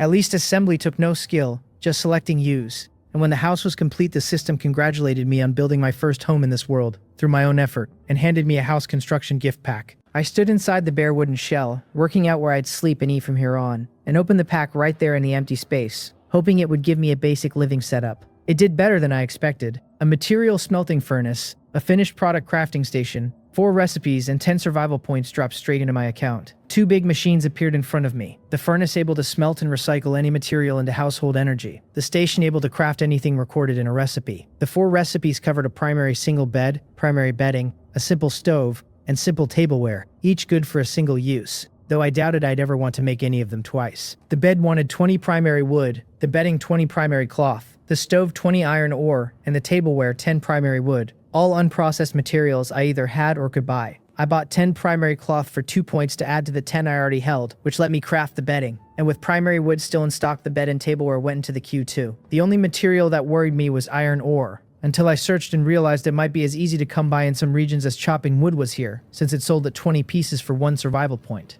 Primary wood had started at that price, but with everyone building it had climbed to 13 for 1 and looked set to keep shifting through the night. A wooden house was normal, a stone one fine, even a thatched one acceptable, but a tin shack I just couldn't stomach, cold as ice when the air outside froze and a hot griddle when it baked. The furniture crafted quickly, being all primary stuff, and soon I had the finished pieces in front of me. The single bed was a sturdy looking thing, 1.5 meters wide and 2 long, and I set it by the wooden window so I could see outside the moment I woke. The bedding came as coarse cloth sheets, a pillow and a very thin coarse blanket. None of it soft, but when I made the bed and lay down to test it, the insulation was surprisingly good. The simple stove was simpler still, a round base shaped like a mosquito coil with a 1/2 meter, 30 centimeter deep iron pot on top and a plain lidded iron plate with a handle. The tableware surprised me by giving far more than a single bowl and chopsticks. 2 wooden bowls, 2 pairs of chopsticks, 2 plates, a cutting board, a small wooden knife, a 1 meter square low table with 30 centimeter legs perfect for sitting on the floor to eat, plus a basin and a spoon. I told myself I finally had the basic necessities for a life here. I set the stove against the wall and put the crafting station and smelting furnace away for now, meaning to stand them in the yard, since even with empty floor inside I didn't want big machines crowding my living space. But when I stepped out and saw the snow piling fast in my own yard, driven in by the wind, I froze. The system announced that my courtyard wall was damaged, and a glance showed me why. When I'd built the new house, I'd only preserved the open ground out front for the trees and the dormant vegetable patch, and the old fence's location had been swallowed and erased by the construction. Good thing there was still time. I ran around back, sized up the flat, snowy ground, factored in the time I spent sweeping morning and evening, and picked a spot to start a new fence. The inferior wood in my pack finally earned its keep. I had no hammer, but on snowy ground, all I had to do was push each post through the snow until it touched the earth and the system counted it done. It felt wildly unsafe, but plenty of things in this game world defied logic, and a man who could assemble a whole house like building blocks had no business being precious about a fence. The fence crept outward, wrapping my house and pushing the front yard considerably wider, holding 2 meters of clearance at the back, 3 on the sides, and 5 out front, which brought the patch and the 2 pines visibly closer to the walls. Once the new courtyard was barely enclosed on the last of the inferior wood, I let out a breath. The system rewarded me with a run of new mode activations that nearly made me trip over my own feet, announcing that my new home was complete. that I'd learned a great deal about surviving this world, and that defense mode and hunting mode were now active. What on earth was defense mode? Hunting I understood, but defense implied something meant to attack my courtyard, and I'd just thrown up a fence a stiff kick would flatten, a fence my fox could hop across without trying. Defend what, exactly? Still, when I came back into the yard, dug a hole near the fence, and actually read the descriptions of these new modes, I had to admit the change was good. I planted the unknown gray little sapling near the fence, noted that it needed a full day to reveal its species, and went back to sweeping in a fairly cheerful mood. The gist was that I could hunt animals out in the wild, or fight off beasts that came to wreck my home, with a wide variety of random events, shifting weather, and a faster, more erratic refresh of plants and animals than before. With creatures appearing at random, being attacked at home, or going out to hunt would both happen naturally, and having animals to hunt meant I'd never lack meat again. Light Snow's evolution finished fast, by nightfall, just as I'd eaten and drunk, and was about to lie down. The system listed her now as a level 2 snow fox cub. Loyalty 100, combat power 10, healthy and active. She was about the same size as before, but her combat power had reached 10. I asked if she was hungry, told her we'd hunt prey tomorrow and tonight there was still only bread, and set out a piece for her with water poured into her bowl on the low wooden table. She was small, but she could bounce back and forth across a near-meter fence outside, so a low table was no trouble at all. She still couldn't follow my words, but she could feel that I worried about her going hungry, and I stroked her head, called her a good girl, and told her to eat first because the night might not be peaceful. At least the light no longer worried me. This bare wooden house held nothing beyond the most basic things, so there was nothing left to burn energy. I'd need another way to handle personal hygiene, and reminded myself to build a toilet in a corner of a yard tomorrow, since I had no interest in bearing anything to the snow and getting frostbite for my trouble. While Light Snow ate, I lay on the bed and watched the channel. Far busier tonight, the messages refreshing 2 or 3 times faster than on my first day. Some people cried, some cursed, some denounced the cruelty of this world, and some simply began recounting their lives, none of them wanting replies or comfort, beyond caring even if they got cursed at. They had no hope left for the future, and in what they took for their final hours, their hearts were full of only the need to pour everything out. Then a friend message came in. It was Grassland, asking whether my house was built, and the clock had already pushed past 10 when I spotted it, just as I was drifting towards sleep. I thought a moment and told him it was done, a square little wooden house, enough to live in and light on wood. The footprint I'd built was honestly a bit wasteful, since apart from a bed and a corner stove the rest stood empty, which was exactly why I couldn't understand the people who claimed they couldn't build. Even a small house was fine, 4 walls and a roof and a floor, sleep leaning against the wall and you wouldn't freeze. And I'd seen people back home sleeping in phone booths. Grassland said that wasn't bad, that the stone house he'd built ran a little hot but had no other problems, and that his channel was about to explode. The people there gone half mad, some even shouting about gathering up to jump into a volcano. I told him a volcano made no sense, since I thought he was on the prairie, and asked whether the prairie even had one. He explained there was a very, very tall mountain at the edge of the grassland, clearly far off yet visible to every player out there, and that this evening it had started belching thick smoke. The world outside gone pitch black while the peak kept spitting firelight like exploding fireworks. The detail set off a guess in me, because if everyone could see the same mountain, maybe everyone was actually standing in the same place. Someone in my own channel had raised the terrain question too. The same flat snowfield, the same half-hour walk to reach a slope. If we really shared one location, then maybe every player in this game occupied an independent pocket of space laid over the same ground. I told him it was all Snow Mountain on my end, no fireworks to see, but that through the window I could watch the wind whipping the falling snow into shapes, like some spirit rising out of the white. I pushed the wooden window open, looked at the wind and snow, and shut it again fast. It wasn't peaceful outside my place either. Grassland sent back that it was nearly midnight and he hoped we could talk again tomorrow, and I told him we would, then pulled the coarse quilt up, gathered light snow against me, closed my eyes and slept. It was a dreamless night, and when I woke it was just past 5, the sky still gray, with a weather line now sitting beside the clock, cloudy turning to snow with light wind. I opened the door, slipped light snow into my pocket, took up the broom, and swept the yard again. It was much larger now, but not much changed. The overnight snow still over 10 centimeters thick, all of it cleared inside 10 minutes by switching between shovel and broom. Light snow leaped onto the pine, by now grown to a full meter, and bounced through its branches until a soft fall of white drifted down over the patch of yard I'd just cleaned. I picked her up, told her to look at all the snow she'd stirred up, and admitted we'd both need breakfast before any of this got easier. Back inside, I drank water and ate bread, and once my own condition had improved, I prepared to head out hunting. The day's random task was no longer crate hunting. It asked me to hunt 3 prey for 9 survival points in a level 1 hunting gift pack. The rewards had finally changed, and whatever the pack held, the priority was simply to find 3 prey, deal with them, and claim the 9 points. After a full day of chopping, I'd pulled in a heap of ice blocks and pine needles and sold them all overnight, and once I'd covered yesterday's axe, cloth, and iron ore, I had 23 points left. With 20, I could only buy the same 3 store items, and I had the semi-finished crafting bench already. Didn't need the planting trio again, and had no use for the novice starter set, so all I could do was hope the store's other offerings weren't hopelessly out of reach. Light Snow lay on my shoulder and started up her stream of soft cries the moment we cleared the yard, saying who knew what.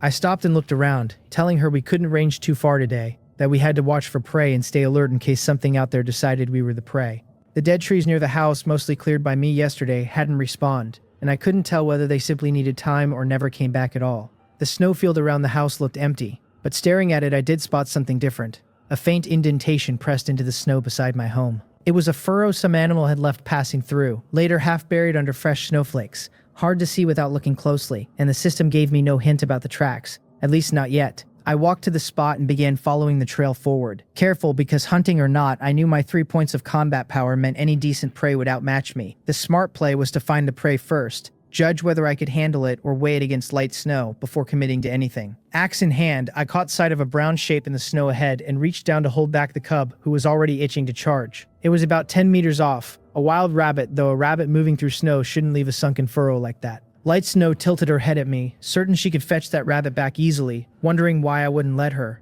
Maybe suspecting I doubted her because of her size. I told her there was a wolf nearby. I'd stared long enough to catch a gray-white shape shifting behind a dead tree close to the rabbit. A hidden wolf. Light Snow followed my gaze, found it, and showed no fear at all, plainly convinced she could deal with the big fellow, raising a front paw to mount a pounce and a swipe and lifting her little head toward me to broadcast her confidence. I asked her if she was sure she could handle it, amused by her, that this wolf was no pushover. The see-through tag finally surfaced over the distant beast, naming it a wandering wild wolf, combat power 10, with sharp teeth. That was all see-through would show me, no breakdown of how the combat power was distributed. Light Snow's own combat power was 10 as well, her trait sharp claws and teeth, and I genuinely couldn't say which of them was stronger, so my instinct was to keep her in. But she was relentless about the wolf, gesturing again and again, and when I still didn't get it, she lost patience and unsheathed the claws hidden in her little paws. I told her to go ahead. Those claws had suddenly appeared in front of me, nearly as long as her legs, and all at once I understood. I clearly didn't know the creatures of this world well enough. What I'd pictured as sharp claws were ordinary cat claws, but hers were like daggers, and how a body that small retracted blades that long was beyond me. I'd squeezed those paws before when holding her, and never felt a thing hidden inside them. She saw my hand let go, nodded, and leaped down,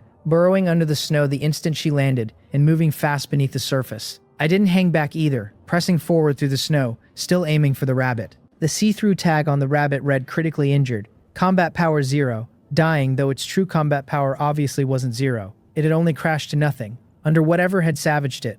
The wolf must have caught the rabbit, then flung it down as bait when it spotted me coming, lurking nearby to wait for me to wander over and collect a second prize. I walked up and didn't care that the wolf had already bitten it, just brought yesterday's tree-chopping axe down and cleared the rabbit's sliver of health in one stroke. The system told me I'd killed the critically injured wild rabbit for 1 survival point and left a collectible corpse. I gripped the axe, turned, and met the eyes of the wolf as it broke from cover. The wolf was gray, but hiding under the tree with a dusting of snow had left it grayish-white, and as it tore toward me the snow shook loose to reveal its true coat. It had 4 or 5 meters to cross, and light snow erupted from the snow and slammed into its neck, needing only the gap between the wolf and the ground. The white cub clung to its throat, her sharp claws already ripping through windpipe and blood vessels. But the wolf kept charging at me, fixed on its hunt from the start, blind to everything but its target. I watched blood spray across the snow as it bore down mouth wide, and I swung the axe at its skull. The blade bit through fur into bone, but my strength was simply too little. The bone didn't shatter under my full swing, and the axe lodged there instead. Light snow struck the neck a few more times, and this time wrecked the cervical joint outright. The system tagged the wolf critically injured, combat power 5, sharp teeth dying as it crumpled into the snow, health draining fast yet still holding 5 points. Even with its spine destroyed, its eyes burned with hatred, jaws still snapping, maybe imagining it could tear me apart before it died. I told Light Snow she'd done well, planted a foot on the wolf's neck, hauled the axe free with both hands, and drove the blunt end into its skull until it crushed. The system confirmed the kill, another survival point, another collectible corpse, and I caught the cub as she sprang into my arms and stroked her in thanks. Both corpses were collectible, but my axe was down to 5 durability, and I doubted it could survive dissecting either one. With no proper tools, I tried to stuff the bodies into my inventory and found that undissected corpses wouldn't go, so I carried the rabbit in one hand and dragged the wolf with the other back to the courtyard. The moment I dropped them, a 3-hour refresh countdown appeared on each, confirming they needed processing, though why corpses left out in the snow carried no countdown I still didn't know and would test on the next kill. The pressing thing was a real dissection knife, and when killing the wolf had pushed my points to 25, the store had flagged a new item. A prey dissection special knife with 1,000 durability for exactly 25 points. With precisely that much, I bought it on the spot. Only once I held it did I see the thing look like a fruit knife, though the store hadn't shortchanged me on quality. The weight and feel in my hand both excellent.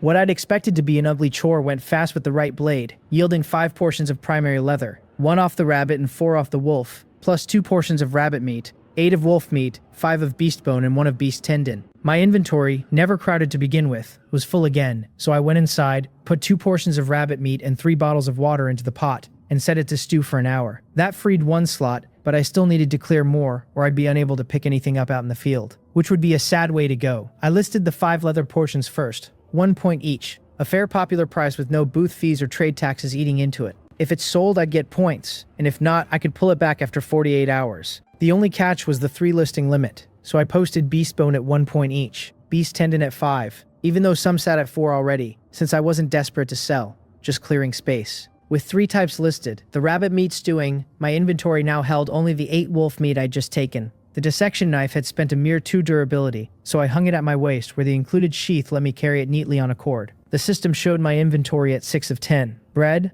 water, primary wood, 6 each of the first-grade blood and spirit pills, and the 8 wolf meat. 4 free slots, the rabbit meat already stewing, and the house steadily draining its energy reserves. So I picked the axe back up and went out again, this time hoping not to run into anything too strong, just to finish the task. Light Snow squatted on my shoulder and rubbed her head against my face, plainly delighted that the meat she'd helped win was already in the pot. She'd never use any of it herself, but she'd learned that meat and water going in meant good food coming out later. I told her we'd find a little more meat and then head home to eat, and in good spirits I said all sorts of things she'd never understand. The blood stains on the snow by the door had already vanished without a trace, and I checked carefully for any hidden ones before confidently moving on. Just as I was scanning the snowfield for prey, my one friend messaged again, Grassland, asking whether I was alright. I told him I was doing well, and asked whether he'd just woken, since after rising earlier I'd forgotten to message him. He fired back a long reply, the kind that made me wonder whether he'd awakened some chatterbox attribute. He said he hadn't slept a wink for fear of some disaster, so he'd watched the channel all night, and that the volcano never erupted, the towering mountain simply gone this morning, with many over there saying they could no longer see it, while the people who'd lost their houses overnight all seemed to be alive. I told him maybe the map had updated, that not much had changed on my end and few had frozen to death. That going without a house just felt unsafe but also gave everyone a chance to keep living.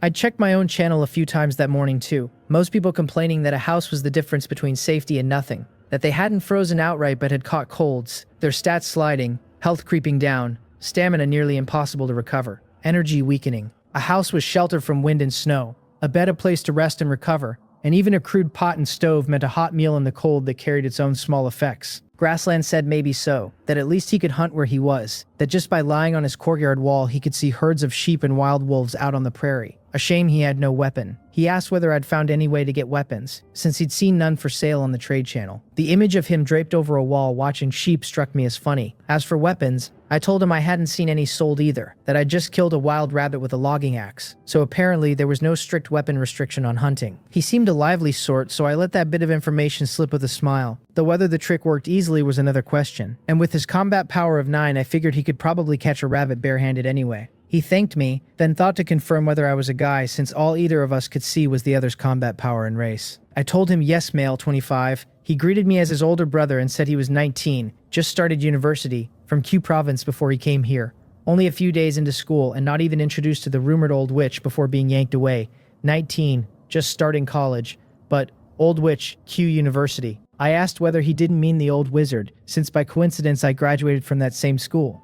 I remembered a stern old professor from my own days there, nicknamed the Old Wizard because his surname was Wu, and the students couldn't stand him, and a junior who'd never faced the Old Wizard's wrath hardly deserved to call himself a Q University man. He came back fast, stunned that he'd apparently run into a senior, asking which class. He explained the Old Wizard was the previous nickname, that the man had fallen ill, and the heavy doses of hormones in his treatment had left him looking more and more like a kindly old lady, though the seniors all swore he was only in his 50s. The reply left me staring a second. So it really was a junior, And what were the odds of that landing in my one and only friend slot? I told him that was a long time ago, that the man had let the illness drag on too long and used hormones to hold the line, that he wasn't in his 50s so much as freshly turned 50. I remembered that serious old professor and couldn't help feeling sentimental about the past, because even though I'd been in the design department and never his student, just thinking of him still left a shiver, since not everyone enjoyed being held up as an example in his lectures, all of them cautionary ones. He asked, surprised he'd been so young, that he'd pictured the man ancient, then waved him off and wanted to know what level I'd reached back then, why my combat power was only 3, whether I was perhaps not in the academic department, which recruited so few because its scores ran too high. Scores he'd wanted but couldn't reach. I found a dead tree, stopped beneath it, looked at his message, and suddenly didn't know how to reply. Academic department. Had I been away from school a year or two and lost track of what departments even existed? And what was wrong with 3 combat power? Back in the dorm, I'd been the arm wrestling champion. I told him I was starting to feel like the Q university I'd attended might not be in the same world as his. He told me to calm down, that he knew academic department people loved their strange theories, and asked whether I wasn't running some kind of parallel universe research. I felt stifled but replied that in my day we'd never heard of an academic department. I clicked into his profile, looked at the single friend ID and the combat power that had quietly climbed to 10 at some point, and suspected all over again that I might really be chatting with a junior from a parallel universe. He came back insisting my combat power was just too low, that he doubted many at his school were that weak, since even the seniors and juniors in the academic department rarely skipped physical training. He too seemed to grasp now that my stats didn't match the seniors he remembered, and after a long back and forth we both finally realized we might be separated by a dimensional gulf. I asked whether, before he came here, he'd been from Earth, since I knew nothing about parallel worlds and was just casting around for a topic, because a junior from a parallel world was not something I could simply swallow. He bristled at the word Earth, insisting on his own identity, that his people were from their own world and not Earthlings as I'd put it. I sighed and told him that I, at least, was an Earth person, and decided to leave it there. Parallel was parallel, and that beat learning that the average combat power at Q University had hit 9 the moment I graduated. Slightly less crushing, surely. His combat power had ticked up again into double digits, but at least across different worlds I could comfort myself that my weakness wasn't entirely my own fault. As for the dizzying business of parallel worlds and separate dimensions, after being dragged into this survival game itself, what could possibly still be impossible? He fired off a string of questions, amazed that parallel worlds were real, asking whether everyone's combat power on my side was so weak, and whether that meant we didn't have to go into the sea to fight marine creatures either. He'd clearly taken my 3 points as his baseline of normal. I told him we didn't need that kind of combat, that martial arts were already rare where I lived, that with technological weapons developed the way they were, a single shell could level a building. I wasn't certain I had it right, but some military programs I'd watched carried roughly that idea, and that was only the publicly visible hardware, the rest glimpsed in scraps of uncertain short video. He said it seemed our paths had branched at some point, but praised me anyway, impressed that I could hunt in a place like this with only 3 combat power. He urged me to keep at it, suggesting maybe my people had untapped potential, genes simply not yet developed, and promising to go try catching a sheep bare-handed and send me some mutton. I told him to go ahead and be careful, then closed the chat. I wasn't sunk in disappointment, whatever he might have imagined, and I had only some vague guesses about this junior from another dimension. Things to research when I had time, since right now I still needed prey to finish the day's task. This world had dragged in all kinds of people, different dimensions piled together, with some uncertain share of non-humans among them, and striving to survive, building strength, growing stronger was what I needed to fix my attention on above all else. Light Snow had no idea what I'd just been doing, but she stayed quiet and didn't disturb me, and when I moved again, she asked, curious, what was going on? I told her it was nothing, that I just learned some things and we needed to get stronger, much stronger, and even though she couldn't follow, I kept talking. In that one-sided conversation where I caught only her feelings, I finally found my third prey of the day, a wild rabbit. Healthy this time, its tag reading Combat Power 4 with a kicking legs trait. Kicking legs was that its skill. I pointed the rabbit out and told Light Snow to handle it. She shot off without even bothering to sneak. So fast in front of the rabbit she was practically invisible. The system reported the kill, 1 survival point, a collectible corpse. And even though Light Snow had done the work, the credits still came to me. The taskbar updated, 3 of 3 prey hunted, and dropped 9 survival points in the first grade hunting gift pack into my account, bringing me to 10 points total. None of my trade listings had sold, but I was in no hurry now, so I crouched and collected from the rabbit, taking 1 primary leather, 2 rabbit meat, and 1 beast bone, no beast tendon since the thing had been too weak to drop it. I stashed the materials and started home, carrying Light Snow as she rubbed against my hand. My inventory was full again, and not knowing what the hunting gift pack held, I figured opening it at home would be easier, with the added reason that I'd told the cub we'd eat after 1 more hunt, and even if she might not grasp the words, I didn't want to go back on what I'd said. She rolled around spoiled on my shoulder, unable to follow the language, but certain there'd be good food once we got home. Inside, Light Snow jumped down and settled beside the wooden table, tilting her head to watch me, anticipation flickering in those round, inky eyes as she waited for the meal. The system tagged the stewed rabbit meat green quality, granting a primary cunning rabbit effect on eating, plus 3 points of speed for 1 hour, already a fine bonus even at 3 points. What I was weighing now was whether the cub could finish a whole one of the 2 stewed portions if I gave it to her. She looked at the plate set in front of her, a slab of rabbit meat bigger than she was, glared up at me unhappily, then raised a paw and sliced it cleanly into 3, deciding she'd take 1 piece that size at a time. I told her to eat slowly and mind the heat, moved the other 2 pieces onto a second plate for later, and noted that food set in tableware on the table showed no refresh countdown, though raw ingredients still needed to sit in tableware to qualify. I tore my own rabbit meat into small pieces, added soup and ate it slowly with bread. Full at last, I opened my personal panel, where my old hope still hadn't come true. The system listed me as Yabeen out of the Snow Mountain region. Race human, talent see-through, health 86, stamina 97, energy 88, combat power 3. My equipment showed the warmth 5-piece set with its warmth, defense, and speed bonuses, alongside the temporary primary cunning rabbit effect adding 3 speed, and my pet logged as Light Snow, a level 2 snow fox cub at loyalty 100, and combat power 10, healthy and active. My inventory sat full at 10 of 10, with bread, water, primary wood, leather, the blood and spirit pills, wolf meat, rabbit meat, beast bone, and the hunting gift pack. My survival points at 10, the thing that caught my eye was that the food's temporary effect had been filed under equipment, rather than rolled into my combat power, which confirms something for me. Equipment bonuses, it turned out, didn't count toward your own combat power at all, so the junior's rising combat power was true personal growth, not the work of some gear hung off his frame, which meant my 3 was painfully all mine. I opened the hunting gift pack and found 2 crafting recipes waiting inside, a simple longbow and a simple wooden arrow, along with 3 more portions of beast tendon, and I learned both recipes the instant I saw them. Only that morning I'd been griping that nobody sold weapons, and now the game had simply handed me the means to make one. The longbow wanted 3 beast tendon and 5 primary wood, and the arrows took 1 primary wood and 1 beast bone apiece, which finally explained the gift of those 3 tendons, since they were exactly enough to string a bow from scratch. Not every animal dropped tendon, but bone came off almost anything you hunted, so once I had the first bow, the rest would feed itself. I queued them up, and a minute later the system told me the longbow had come out at full durability, and that a single craft yielded a bundle of 20 wooden arrows. The bow's body was carved wood, its string drawn from beast tendon, and when I gripped it and tested the pull, I understood the catch. The thing demanded 2 points of strength to draw, and even with my 3 I couldn't haul it back to full, which told me my strength and my combat power were not the same generous number. The arrows were cruder still, plain wooden shafts tipped with a sharp little bone shard, no fletching anywhere, the nock just a bare round end. Honestly, calling them simple wooden arrows was being kind. Still, a weapon was a weapon, and I was itching to take it out and see what it could actually do. I told Light Snow to keep the 2 portions of rabbit meat stewing while we headed out to find more prey. She yipped at me from my shoulder, that tail nearly as long as her whole body wagging behind her, her round eyes already sweeping the white from movement. With meat guaranteed when we got home, the little cub had motivation to spare. I found a white supply crate under a tree before I found anything to shoot, opened it on the spot, and got the usual bread, water, and 3 primary wood, which I stacked into my inventory before pressing on.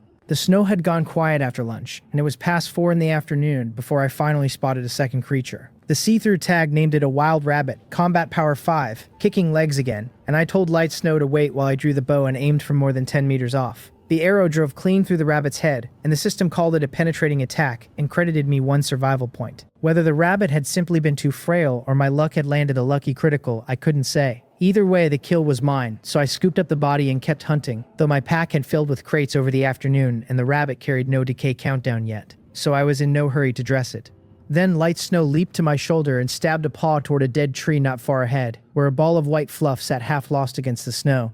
I asked her, half joking, whether that was a relative of hers, and stopped where I stood to study the ground around the tree. It took a while to confirm it, but a fox really was crouched back there, the spitting image of her except plainly full-grown. Then a notice flashed up cold, warning me I'd been targeted by a wild beast, and the fox's eyes locked onto mine. My heart dropped. The see-through tag reads Snow Fox, combat power 22, sharp claws, sharp teeth, speed, and there was no tameable flag the way there'd been when Light Snow first appeared, which meant this one was pure hostility on 4 legs. Light Snow looked up into my face, and I couldn't tell if that little flicker was surprise. She seemed to decide we wanted the same thing, because she nodded hard, confirming she meant to go over. I pointed at the big fox and asked again whether that was really her relative, whether she truly wanted to charge in, and I felt suddenly stupid, unsure she even understood the question. She just kept nodding. Whatever that adult fox carried on its body, she wanted it, and her answer was simple: deal with the big one. I let go and let her go. Meanwhile, I turned to the dead tree beside me, because the thing had already fixed on me, and with 22 combat power I'd never outrun it. Standing on the ground waiting to become its dinner wasn't a plan either, so I climbed, snapping off the lower branches as I went to make the trunk harder to scale, buying myself time and a firing platform. From childhood I'd been a decent climber, the kind who took a beating for it and did it anyway, and that old skill held up now. Light Snow saw me go up and nodded happily, signaling she understood and would lure the big fox over. I told her to be careful, then wrapped my legs around the trunk, hauled the bow to full draw, and kept my eyes fixed on her. The big fox seemed to find her provocation amusing more than threatening. It lunged, checked itself, then opened its mouth and yawned wide, the fangs inside catching the snowlight, before it raised a front paw and unsheathed claws like Light Snow's, only longer, curved tips glinting cold. It was showing off its weapons, and in that beat of arrogant hesitation I loosed an arrow. The bone arrowhead punched through, but the fox darted at the last instant, so the shot meant for its body only grazed its tail and barely dented its health. That was enough to redirect all its fury, though. It swung its head, found me up the tree, and came roaring straight at the trunk. Light Snow struck while its attention was off her, but her little paw only scratched a sliver of health loose, its defense tougher than she'd reckoned. The big fox ignored her entirely, eyes full of nothing but the human who'd stung it, and it started climbing, digging its claws into the bare bark since I'd stripped the branches away. Just as its claws bit in, Light Snow rushed back up and sank her teeth into its hind leg and back, tearing loose tufts of fur. I kept firing from above, my arrows wild but landing often enough to drag at its progress up the trunk. The big fox's health crept lower and lower, and still it climbed. When its health hit a third gone and it kept right on coming, I cursed and let go of the trunk, dropping straight down. I'd climbed high, and a fall of more than 10 meters cost me nearly half my own health, even with the snow to break it. But it beat being cornered up a tree. I crammed a blood replenishment pill into my mouth without caring whether it had finished working, then yanked out my old axe with its last 5 durability and thrust it at the fox as it followed me down and pounced. The fox simply bit the axe out of the air, did itself no harm at all, and chewed away the last of its durability until the system told me the axe was gone. So that mouth could shear through an axe. Good to know.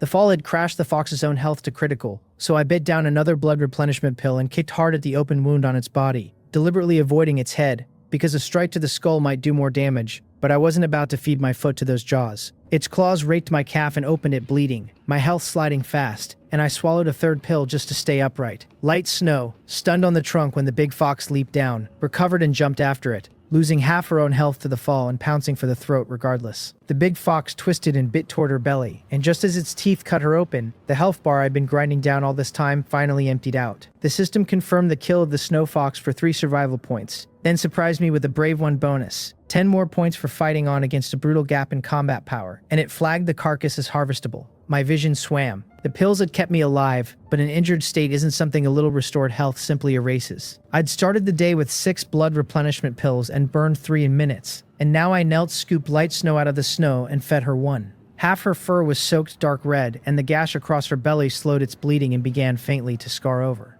She tried to say something, and the sound came out too thin to hear, fragile and small. I told her we were going home. Cradling her in one hand with her health crawling back up, I gripped the dead fox's carcass with the other and started the slow walk. On the way, I checked my panel half aware, dug out 2 spirit replenishing pills, ate 1, and gave her the other, on the reasoning that even if spirit didn't mend wounds, a clearer head had to speed recovery somehow. My own health held at 2/3, and I left the blood pills alone after that. 2 left and saved for a real emergency, because if I hadn't gulped them down so fast back there, I might have died before the fox did. There was daylight left when I dragged the carcass into the yard, but I had no appetite for going out again. I set the wounded Light Snow on the bed, watched her drop into sleep the moment she lay down, her health inching up at a snail's pace as she dozed, and let myself breathe a little. If that big fox hadn't fixed on me thanks to my high aggro and had gone for her first instead, we'd both be buried in the snow right now. The strength gap had been ugly, and the only reason we walked away was the fox choosing the wrong target. I'd have run rather than fight if it had given me the choice. It hadn't. With the cubs settled, I went to the dissection rope in the yard and handled the wild rabbit I'd shot earlier, getting 2 meat, 1 primary leather, and 1 bone off it. Then I turned to the fox. The carcass had taken a beating, so the skinning ran lean. Only 2 primary leather plus a single green quality intermediate leather, but the rest came through. 6 fox meat, 5 bone, 2 beast tendon, 4 claws, 2 teeth, and 1 item I hadn't seen before. A fox beast spirit stone. The system described it as a material for refining pills, or making medicine, or as an experience stone for fox-type pets, the kind of drop that came off flying or walking beasts once they hit a certain level.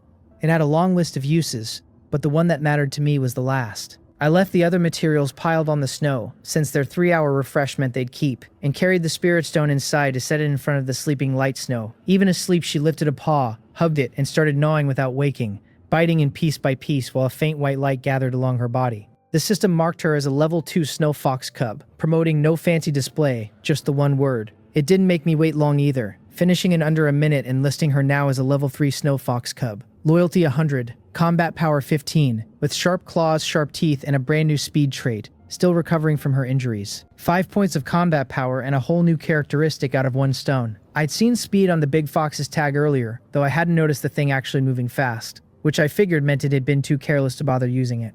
2 sale notices interrupted me near the door, and I opened the trading interface to find my 5 primary leather and 5 beast bones had sold the moment they were ready, 10 points landing together. That brought me to 34, which wasn't rich, but it was enough that the survival mall finally unlocked something new for me. I opened it, half hoping, and there sat a 6-slot storage cabinet crafting recipe for 30 points, a way to finally stop drowning in a too small inventory.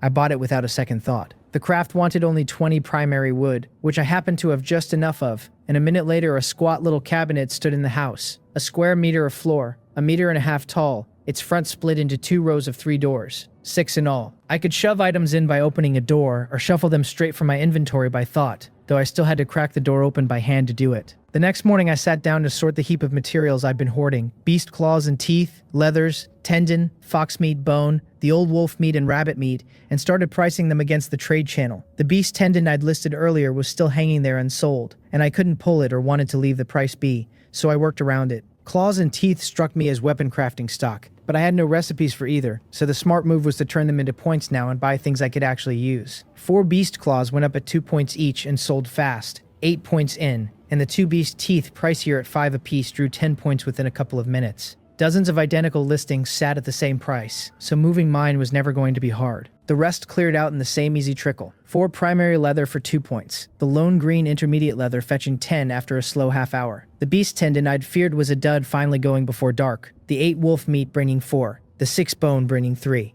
When the dust settled, my inventory held only the essentials: bread, water, 6 primary wood, 2 blood replenishment pills, 4 spirit replenishing pills, 4 rabbit meat, 6 fox meat, my slots down to 7 of 10. I'd opened a couple more crates that afternoon for a little extra wood, but the real win was the points. The whole sorting run had pulled in 41 survival points, and added to the 4 left after I bought the cabinet recipe, I sat at 45. Not wealthy. Wealthier than yesterday. I cleaned the yard before dinner, heated the noon rabbit meat, and sat on the floor to eat off my little table. And that was when the junior from the other dimension messaged me again, Grassland, wishing me a good evening, and asking how my harvest had gone. I told him I'd hauled in a lot and also gotten a first-hand taste of what nearly dying felt like. Thinking of the fox made me curious about those spirit stones, so I searched the trade channel and nearly choked at the prices. Over 100 beast spirit stones were listed across rabbit, sheep, wolf, fox, and tiger, all sorts, and the cheapest, the rabbit kind, ran 100 points. Fox stones were the dearest, anywhere from 200 up to 1,000, that surely nobody would ever buy, while tiger stones sat oddly cheap among them at as low as 150. Grassland fretted a little at my near-death line, telling me my combat power was just too weak and to watch my surroundings safety first, and admitting he'd meant to brag about his own haul but now wasn't sure I wanted to hear it. I told him to go ahead, that I'd had a blood replenishment pill, so I wasn't actually crippled. It was only natural his harvest dwarfed mine, with his combat power already in the double digits and real combat experience behind it. And even if he claimed he'd killed a tiger, I wouldn't have flinched, considering I'd just taken down a 22 combat power adult snow fox myself, even if luck had carried that fight more than skill. So he laid it out. He hunted 3 wild rabbits, 2 sheep, and an adult wild wolf that bit him on the back, a wound that would have festered in the real world but that 1 blood pill had patched up.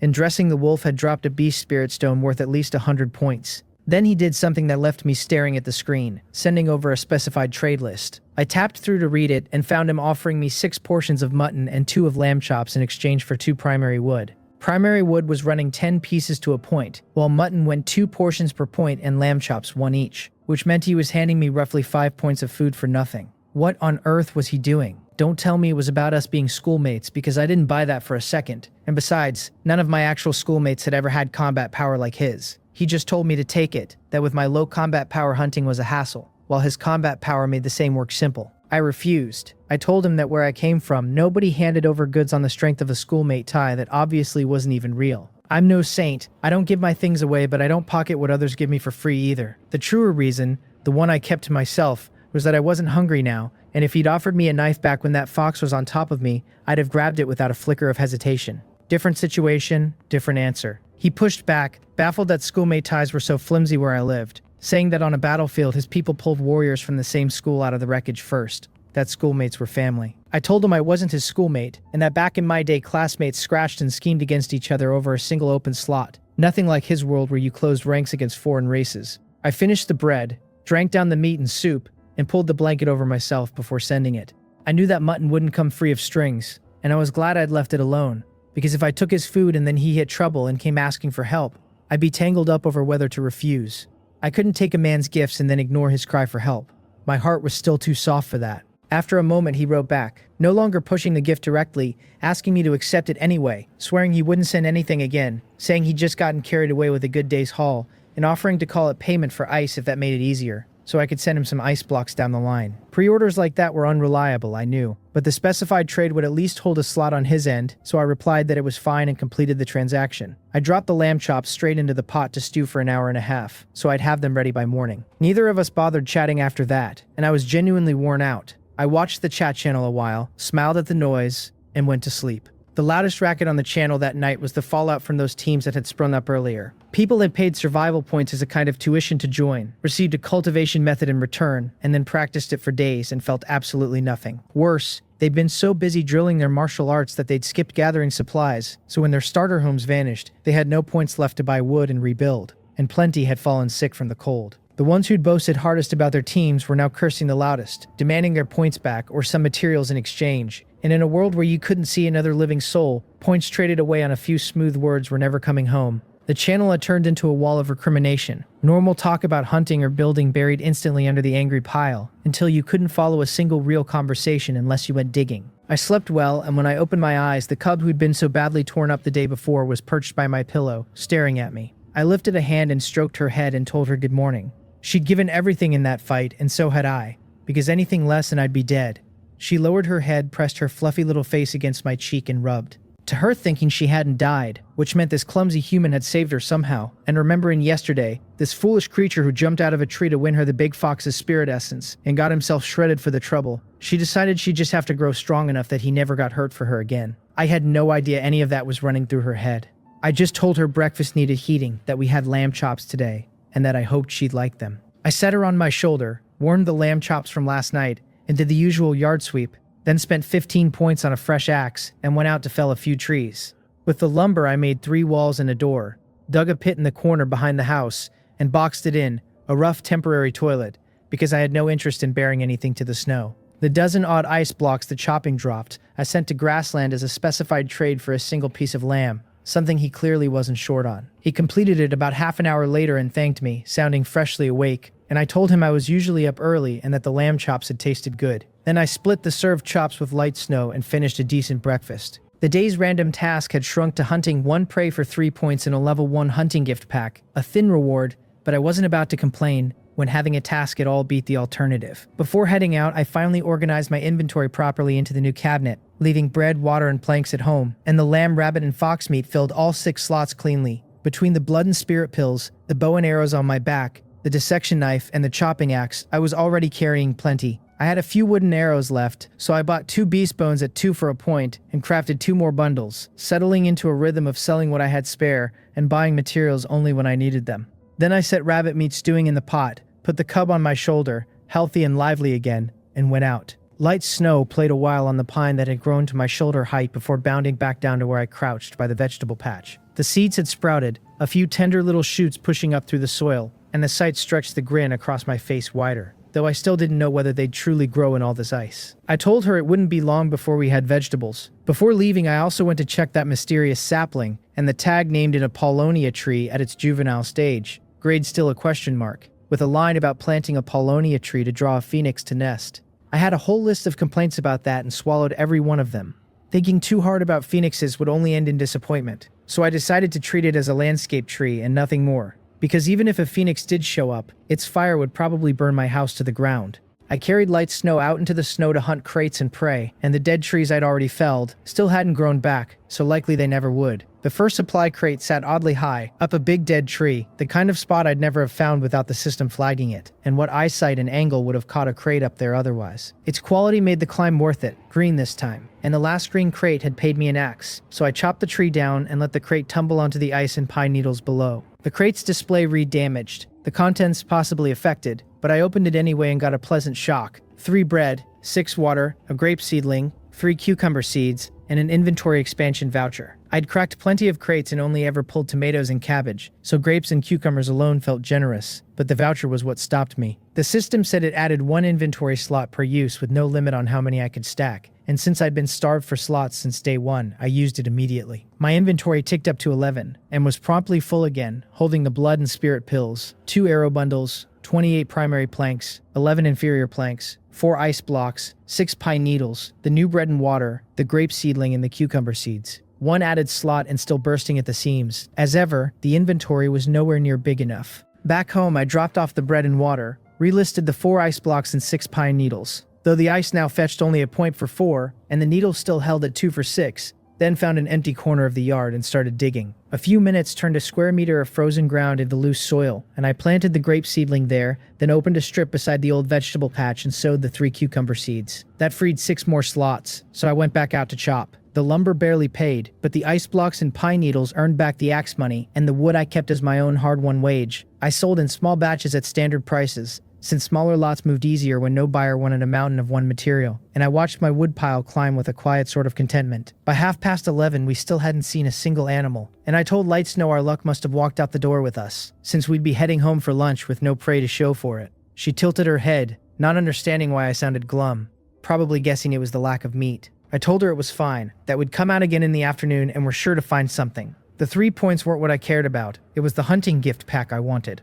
We'd at least picked up 2 crates that morning along with the wood, so I went home, confirmed the seedlings hadn't frozen, heated the stewed meat, and ate with the cub. The moment we stepped out after lunch, Light Snow vanished in a streak of white. I called after her and tried to chase, but she'd burst into that new speed of hers and was simply gone, not even a direction left to follow, so there was nothing to do but wait. A few minutes later, she came trotting back, and I walked over with some worry and took the wild chicken she'd reduced to a bloody mess. The system credited the kill for 1 point, flagged the corpse as harvestable, and updated the day's task to 1 of 1 prey hunted, dropping 3 points in a level 1 hunting gift pack, 4 points total, with a gift pack on top. I was still rattled though, because she'd run off alone like that, and if she'd hit trouble out there, at least near me I could feed her a blood pill instead of letting her bleed out somewhere I couldn't reach. She rubbed against my hand, then hopped obediently up to my shoulder and settled, her whole manner saying she'd caught us dinner so I had no business looking unhappy. I told her she'd worked hard, and that next time we'd hunt together, and I felt, just then, like I'd actually understood what she meant. Dressing the chicken properly should never have involved a knife, but this was the world's logic, so I processed it the required way and got the plucked chicken plus 24 feathers. The feathers dropped in heaps, and a glance at the trade channel showed plenty for sale, the cheapest going 25 for a point, so I listed my 24 for 1, and called it close enough. Then I took the cub home, set down what I could, and opened the hunting gift pack. Inside were 3 blood replenishment pills, 4 beast bones, and a wooden fence crafting recipe, and the pills alone made it worthwhile since they could pull me back from the edge in a crisis. The bones were nothing special, but that fence recipe made me glance at my own crude barrier and feel quietly mocked, like the system was pointing out my fence was just a little rough around the edges. And here, have the real thing. Of course I learned it anyway. 1 fence cost 10 primary wood per craft and ran a meter long, which gave me pause, but curiosity won and I made one to see, and it came out with 20 defense and 2,000 durability. That changed my mind entirely. No beast had attacked my home yet, but I doubted that grace would last, and a fence this sturdy would make the place far safer. I told Light Snow we were still too poor, set that first proper fence outside the Paulownia tree, and took her out to chop every tree in sight. When an axe wore out, I bought another. When a consignment slot freed up, I listed more ice and needles, and I spent the whole afternoon that way, coming home only at sundown. My inventory by then held 1,265 primary wood, and over 300 inferior, so I fed all the inferior into the material smelting furnace, which turned junk materials into the house energy I burned cooking several meals a day, and my reserves had been running low. 324 inferior wood converted to only 32 and a fraction of energy, a brutal 10-to-1 rate on gray materials, but gray couldn't be traded and had no other use, so smelting was all it was good for. I'd used gray wood for fences before too, the ones with 0 defense that only existed to mark my yard hole. The new recipe was a different beast entirely. An hour of crafting left 80 wooden fences in my inventory, and this time I meant to expand the yard properly, mostly because I finally had the wood to spare. Before full dark, I opened the home interface, picked the layout, and set the fences in a square 10 meters to a side, then doubled them up, 2 layers at every post. The defense per fence stayed the same, but a second wall meant a fallback if the outer one failed, and I could pull fences from a quiet side and shift them to wherever something hit. It felt extravagant, all that wood on a fence, but when light snow shook me awake in the dead of night, I learned extravagance had its uses. It was just past midnight, barely any time after I dropped off, and her urgent yelps had me on my feet and out the door.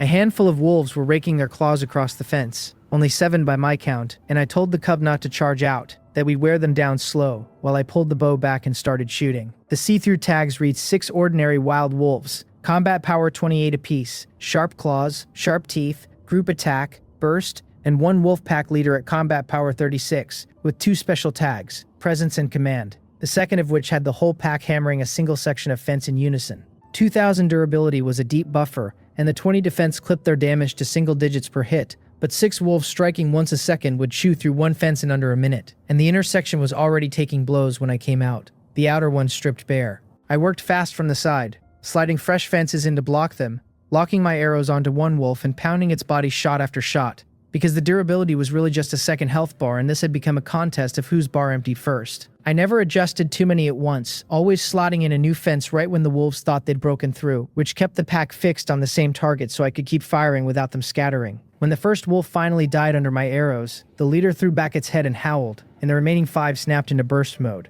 their destructive power surging all at once. I shoved new fences up to hold the line and leaned into the opening, because burst dropped their defense too, and I cranked the bow mechanically, shot after shot after shot. Their burst ran out inside a minute, followed by a sluggish stretch of about 10, though even sluggish they outmatched me, so the fighting stayed grim.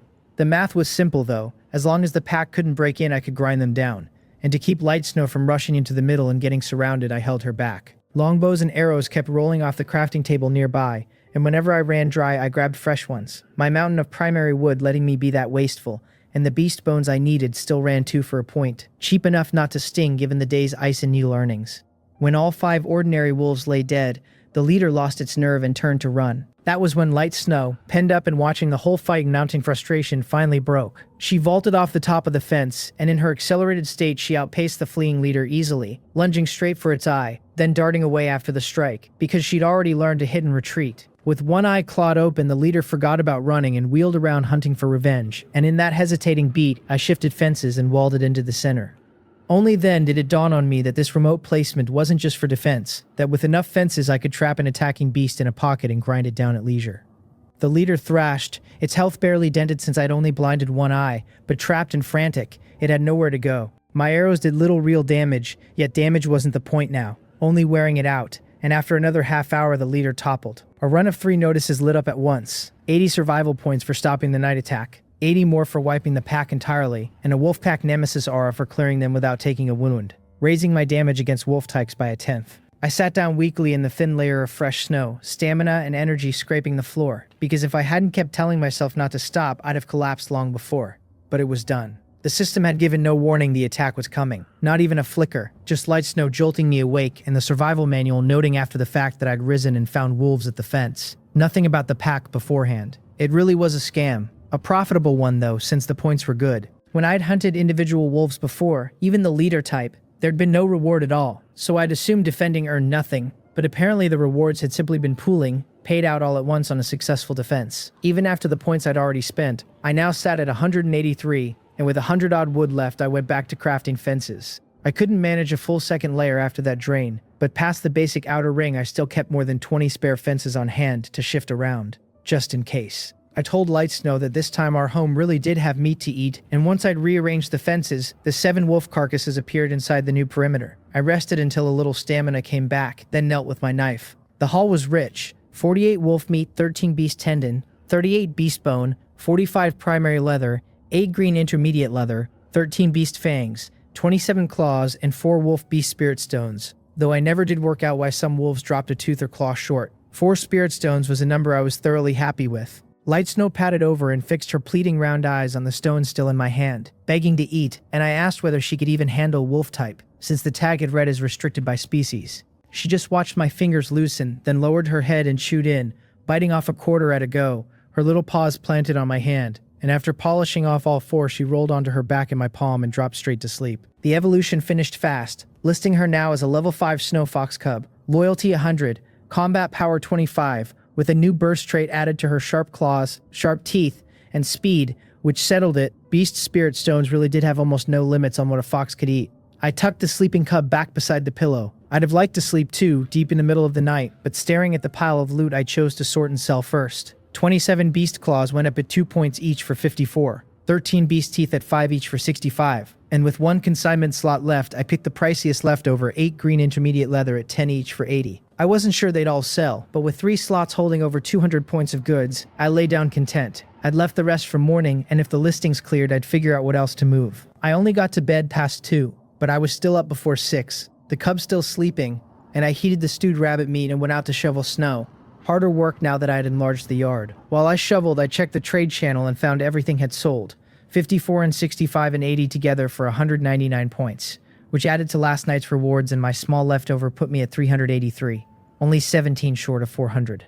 I told myself not to rush, and kept listing. The 48 wolf meat at 2 for a point for 24. The 13 beast tendon at 4 each for 52. The 38 beast bone at 2 for a point for 19. More sale notices rolled in as I worked, so I listed 44 of my 45 primary leather for 22. And by the time the yard was clear, the system surprised me with 2 points for a clean and comfortable courtyard. When I sat down to breakfast, the survival mall finally showed me what I'd been waiting for, because with all those listings sold, my points had crossed 500, sitting at 502. Leaning against the bed, I looked at the new item and smiled to myself, because I'd finally found it. A gene evolution fluid for 500 survival points. Limited to 1 purchase, its description nothing but the bare words, initiate gene evolution. It didn't promise a single specific effect, but its mere existence handed me hope of getting stronger at last. Sure, maybe martial arts or exercise or some other path could lift me too, but those wanted years and correct methods, and without the right method, people had ruined themselves trying. 3 combat power was simply too weak, and I'd take any shortcut the world offered. I held the excitement down, ate with the cub, and went out to clear the day's random task, which was finding a single supply crate, done quickly with light snow along for the air. Then I lay on the bed, stroked her head,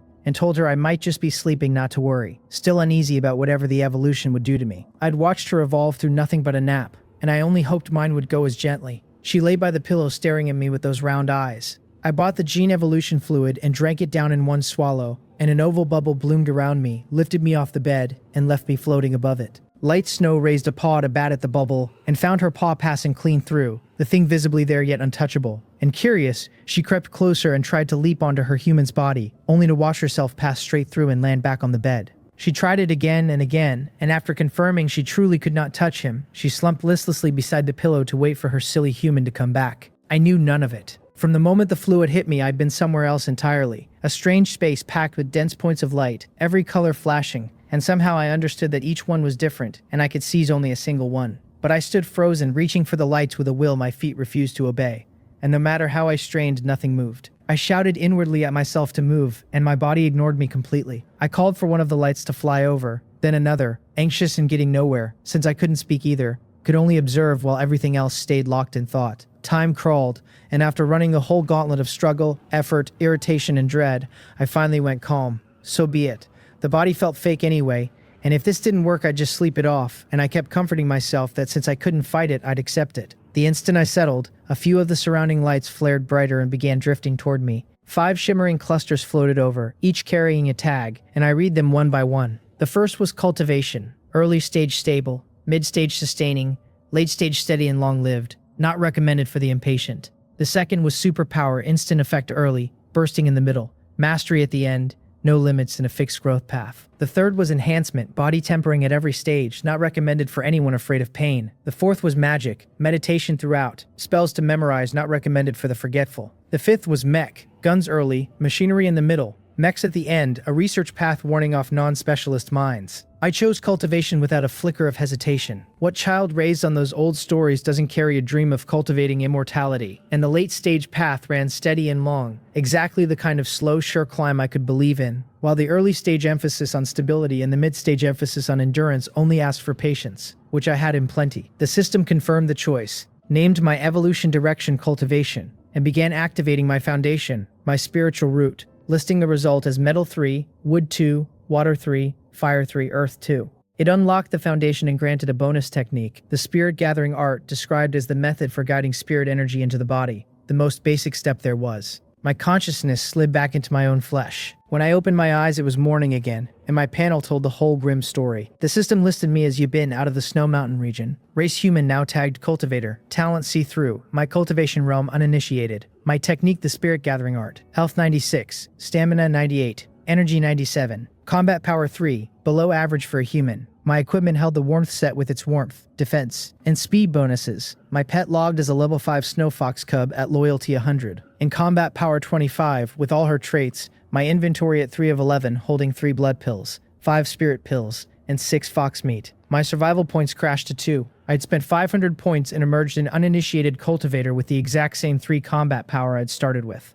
Everything looked unchanged but the spirit gathering art, and that uninitiated realm, and the new words stuck onto my race. Cultivator. An uninitiated cultivator. I'd known full well that picking cultivation meant a crawling start, and I still felt a wave of melancholy looking at it, sharpened by waking to a friend request the moment my eyes opened. Grassland had fired off a message marveling that I was cultivating, then asked, swearing he meant nothing by it and was purely curious, why my combat power was still only 3 when I'd cultivated. Purely curious. If that junior had been standing in front of me, I was certain I'd have caught him laughing at my pointless cultivation. But he was my one and only friend, so I had to answer. I told him my cultivating had come to nothing, useless, getting the self-mockery in first, and whether he laughed on the other end didn't matter since I couldn't see it. He answered fast, telling me not to worry, that maybe it was just the very start and effort would pay off later, words that comforted me not at all.